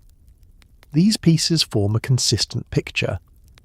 If the pyramids had been built thousands of years earlier by an unknown civilization, one would expect to find stratigraphic evidence separating earlier construction from later occupation. Such evidence has not been found in controlled excavations. Deep time proposals often rely on geological interpretations of erosion or astronomical alignment hypotheses. While these fields provide valuable perspectives, they must align with archaeological context. If erosion suggests greater age but stratigraphy indicates 4th dynasty activity, archaeologists weigh all data together. Resistance does not necessarily reflect closed-mindedness. It reflects the burden of proof required to revise a chronology supported by multiple independent lines of evidence. Radiocarbon dating, pottery typology, inscriptional records, and settlement archaeology all converge on the Old Kingdom date for Giza's main monuments. The scientific method favours incremental adjustment over radical overhaul unless new evidence demands it. When Göbekli Tepe was excavated and dated to the early Holocene, it challenged assumptions about pre-agricultural societies. The archaeological community revised its understanding because stratigraphic and radiocarbon evidence supported the earlier date conclusively. In the case of Giza, no comparable body of evidence currently demonstrates a date significantly earlier than 2500 BCE for the pyramids. Geological arguments about the Sphinx remain debated among specialists. Without consensus in geology, archaeology remains cautious. There is also the issue of historical continuity. Egyptian material culture from the pre-dynastic period through the Old Kingdom shows gradual development. If a lost advanced civilization had existed in the Nile Valley before dynastic Egypt, one might expect a discontinuity in material culture or sudden appearance of advanced techniques without precursor. Instead, the record shows incremental progression. Mainstream scholarship also recognizes that human capability in ancient times is often underestimated.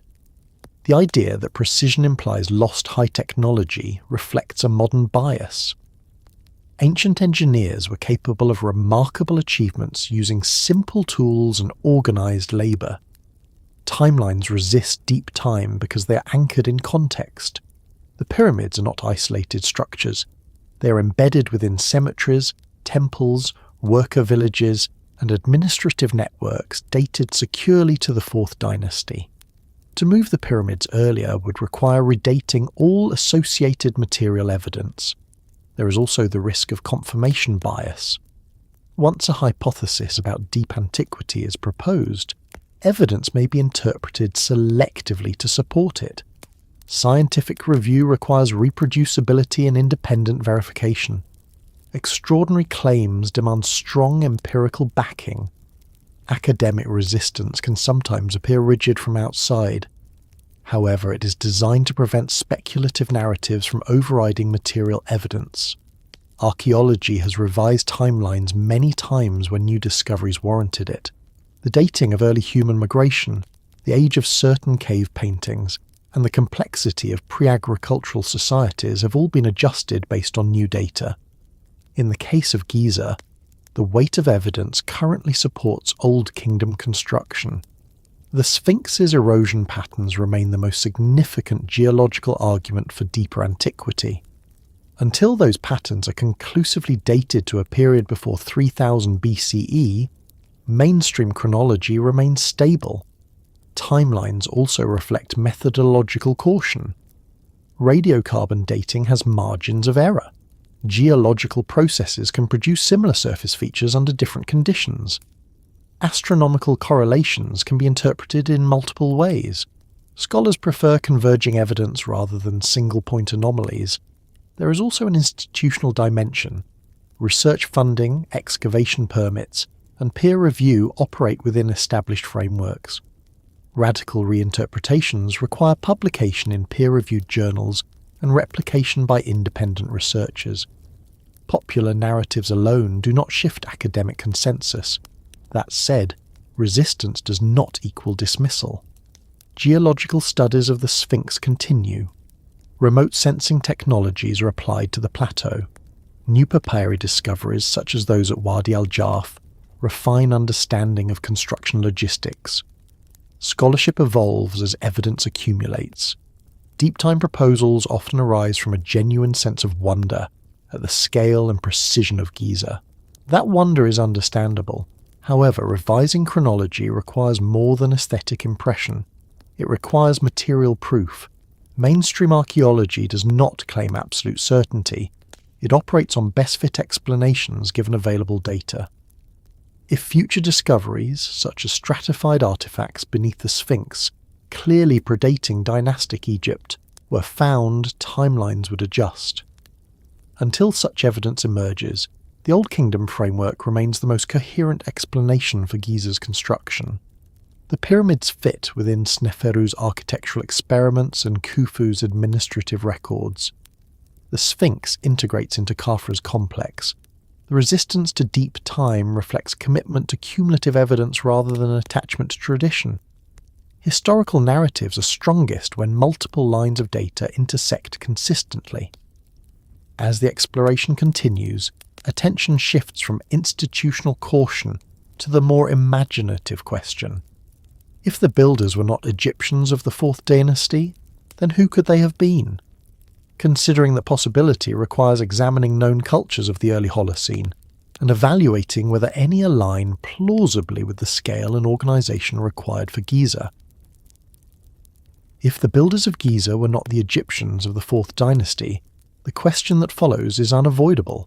Who then possessed the organisation, labour capacity, technical skill, and symbolic framework necessary to shape the plateau at that scale? The question must be approached carefully, not with speculation untethered from evidence, but with comparison to known cultures of the early Holocene and late prehistory. To construct the Great Pyramid as it stands would require coordinated labour numbering in the thousands, sustained over years. It would require quarrying limestone locally and transporting granite from hundreds of kilometres away. It would require surveying knowledge sufficient to align structures to cardinal directions with high precision. It would require administrative systems capable of feeding and housing workers. It would also require cultural motivation strong enough to justify such effort. Looking at known archaeological cultures in North Africa before 3000 BCE, the evidence reveals pastoral communities, early agricultural settlements, and gradually increasing social complexity. Sites such as Nabta Playa demonstrate stone alignments and ceremonial activity around 6000 to 7000 BCE. These alignments indicate awareness of solar cycles and horizon tracking. However, the scale of construction at Nabta Playa does not approach that of Giza.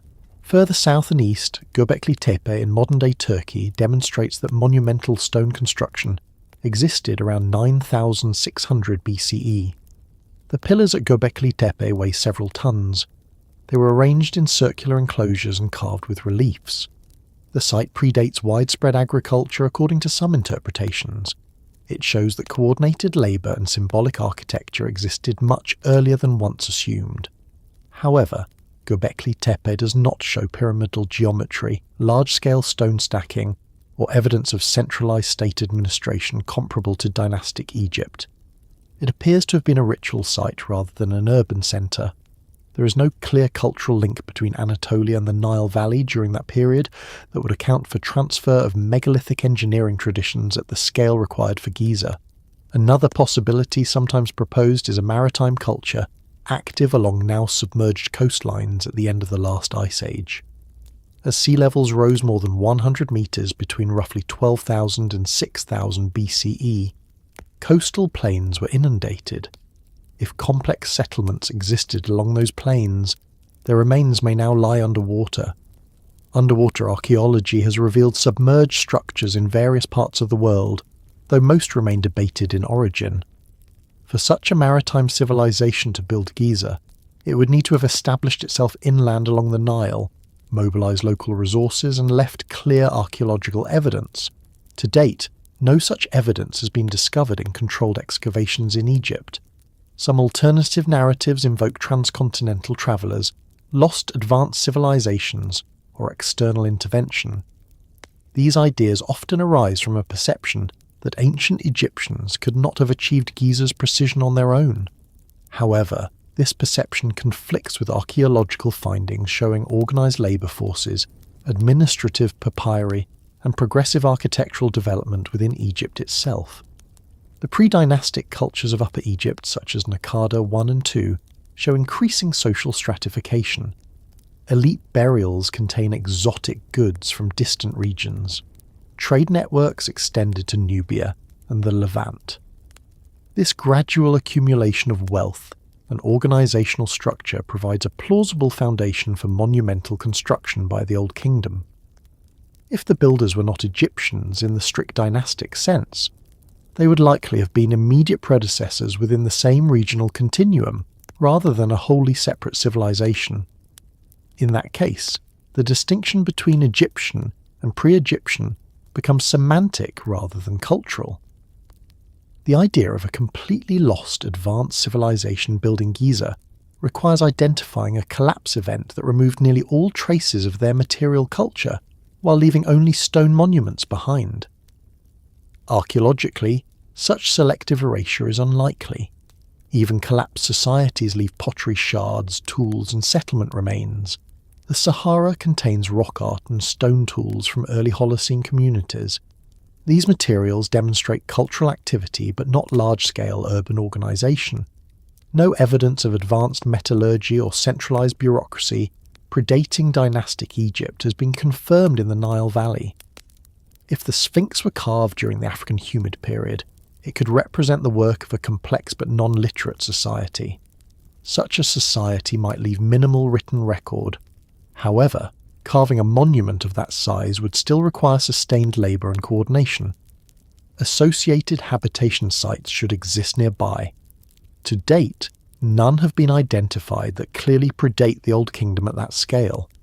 One could also consider the possibility that early dynastic Egypt inherited advanced techniques from contact with neighbouring regions. Trade with Mesopotamia occurred during the late pre-dynastic period. Cylinder seals and stylistic influences suggest interaction. However, Mesopotamian architecture of that era relied primarily on mud brick, not massive limestone blocks. The Nile Valley's geography provides a unique context. Abundant limestone outcrops, predictable flooding, and centralised agricultural surplus created conditions favourable for monumental construction. It is plausible that once political unification occurred, leaders could mobilise unprecedented resources quickly. If the builders were not Egyptians, they would need to have left some trace of language, tools, or settlement pattern distinct from known pre-dynastic cultures. No such distinct material culture has been identified at Giza. Alternative proposals sometimes extend beyond terrestrial explanations. Such claims fall outside the scope of archaeological evidence and rely on speculative reasoning rather than material data. The most conservative explanation consistent with available evidence is that the builders were Egyptians of the 4th dynasty, drawing upon knowledge accumulated during the 3rd dynasty and pre-dynastic periods. If inheritance occurred, it likely involved intangible traditions, astronomical observation, sacred geography, and symbolic cosmology, rather than finished stone monuments awaiting appropriation. That does not eliminate the possibility that certain features at Giza reflect older environmental conditions or earlier cultural phases. It does mean that any non-Egyptian builder hypothesis must account for the absence of distinct archaeological signatures. History has repeatedly shown that underestimating ancient capability leads to unnecessary speculation about lost civilizations. The achievements of Old Kingdom Egypt are extraordinary, but not inexplicable within known social and technological frameworks. If deeper antiquity were to be confirmed through new geological or archaeological discoveries, the identity of the builders would need re-evaluation. Until such evidence emerges, the most plausible candidates remain the Egyptians, whose administrative records, tombs, and settlements surround the plateau. From considering alternative builders, the focus now shifts toward memory itself. Even when physical evidence is limited, cultures preserve narratives. Myths, rituals, and symbolic language can carry fragments of older experiences. Examining how memory operates in ancient tradition may offer insight into whether Giza encodes something older than its official date. Civilizations record themselves in two ways. They leave physical structures, and they leave stories. Stone preserves form, myth preserves meaning. When written records are scarce or absent, stories often carry fragments of older realities in symbolic language. The question at Giza is not only whether stone predates dynastic Egypt, but whether memory of something older survived in narrative rather than architecture. Egyptian cosmology repeatedly refers to a primordial time.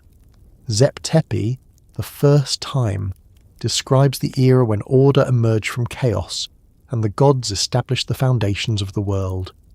In temple inscriptions from later periods, pharaohs often claim to restore practices as they were in the first time. This language does not describe specific dates. It refers to origins, to beginnings that predate known kings. The concept of divine rulers preceding human kings appears in several ancient cultures. The Turin king list records gods and demigods ruling Egypt for thousands of years before the first mortal pharaoh. In Mesopotamia, the Sumerian king list describes antediluvian kings who ruled for extraordinarily long spans before a great flood reset the world.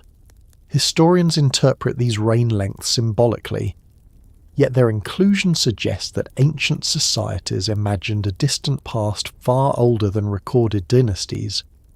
Myth does not function as literal chronicle. It encodes memory through metaphor and narrative structure. Flood stories appear across cultures separated by geography. The end of the last ice age brought significant sea level rise and regional flooding. It is plausible that collective memory of environmental upheaval found expression in flood myths. If monumental sites like Giza held sacred significance before dynastic Egypt formalized its rule, myth might preserve that significance without detailing architectural specifics. A lion-bodied guardian facing the rising sun could symbolize cosmic protection rooted in older skywatching traditions. The Sphinx in later periods became associated with Horemakhet, Horus of the horizon. The horizon itself was a liminal space where sun rose and set, a boundary between worlds. The Great Pyramid was known as Akhet Kufu, the horizon of Kufu. The repeated use of horizon language suggests cosmological importance tied to celestial cycles rather than purely funerary function. If earlier communities observed the sky from the plateau during the African humid period, their symbolic interpretations might have filtered into later religious systems. Over generations, practical astronomical tracking could transform into mythic narrative. Memory also survives through ritual continuity. Temples were rebuilt on older sacred sites. Priestly lineages transmitted liturgies across centuries. When later pharaohs restored monuments, they often framed their actions as returning to ancient standards. This suggests reverence for inherited tradition. However, myth can also amplify and reshape memory. Stories of divine builders do not necessarily indicate forgotten human civilizations. They may represent symbolic attribution of cosmic authority to rulers. The absence of explicit inscriptions at the Great Pyramid has been cited as potential evidence of deeper antiquity. Yet the Old Kingdom did not consistently inscribe funerary texts inside pyramids until later dynasties. Silence in stone does not automatically imply forgotten origin. Mythological narratives of gods ruling before humans may reflect theological worldview rather than historical recollection. The gods in Egyptian religion embodied natural forces, sun, sky, earth, fertility. Assigning them long reigns situates the cosmos itself as ancient and ordered. Still, myth preserves patterns. The idea of a golden age before decline appears across civilizations. Whether these stories reflect real social collapse or psychological archetype remains debated. If something older than dynastic Egypt existed at Giza, and if its physical evidence was minimal or eroded, myth might be the only surviving trace. Yet connecting myth directly to specific monuments requires caution. Narrative motifs can attach themselves to prominent landmarks regardless of actual origin. The dream stele of Thutmose IV portrays the Sphinx as speaking in a dream. The monument becomes an agent of destiny. It is described as ancient even in that period. This indicates that by the New Kingdom, the Sphinx's origins were already distant enough to inspire reverence. Reverence for antiquity does not prove prehistoric origin. A monument 1,000 years old can feel immeasurably ancient to those who inherit it. Cultural memory compresses time. Myth operates differently from stratigraphy. It does not preserve chronological sequence reliably. It preserves meaning. If the Giza Plateau had long-standing sacred association before the Fourth Dynasty, that association could survive in myth, even if physical traces were limited.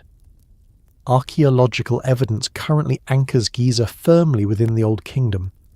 Mythic references to earlier eras remain symbolic. There is no textual account describing pyramids built in a forgotten age before kings. Memory preserved in myth invites reflection, but not direct chronological revision. It suggests continuity of sacred landscape rather than proof of lost builders. Human societies constantly reinterpret their past. Each generation reshapes inherited narratives to align with present identity. The Egyptians who carved the Sphinx and built the pyramids understood themselves as heirs to cosmic order established in primordial time. That self-understanding does not require literal earlier civilization. It requires symbolic connection to beginnings. If Giza feels older than its date, part of that perception arises from myth layered upon stone. The plateau is not only geology and masonry, it is also narrative, recited in temples, inscribed in stele, imagined in dreams. The distinction between memory and material evidence remains essential. Myth can inspire investigation, but stone must confirm it. To date, stone at Giza confirms Fourth Dynasty construction more clearly than prehistoric origin. Yet the endurance of these monuments across millennia ensures that each era will project its own questions onto them. Memory evolves as interpretation shifts. As this exploration approaches its final reflection, attention turns from evidence and theory to perspective. If Giza was built entirely by the Egyptians of the Old Kingdom, it stands as a testament to human organization and ingenuity. If parts of it predate them, it stands as a bridge between epochs. Either way, it remains a horizon marker in both stone and imagination. There is a way to look at the Giza Plateau that does not begin with dates or dynasties. It begins with land. Before there were pyramids, before there were temples, before there were names carved into cartouches, there was a limestone rise above a river. The Nile flowed past it for thousands of years before a single block was cut. The bedrock formed in an ancient sea millions of years before humans stood upon it. The plateau did not belong to any civilization. It waited through climate shifts, through wet centuries and dry ones, through migrations and settlement. If one imagines that Giza was waiting for Egypt to arrive, the meaning shifts. The question is no longer whether an unknown civilization built the pyramids and vanished. It becomes whether the land itself shaped what would eventually emerge there. The plateau overlooks the floodplain at a height safe from annual inundation. It faces east toward the rising sun. Its bedrock is thick and workable. Limestone, suitable for quarrying, lies directly beneath the surface.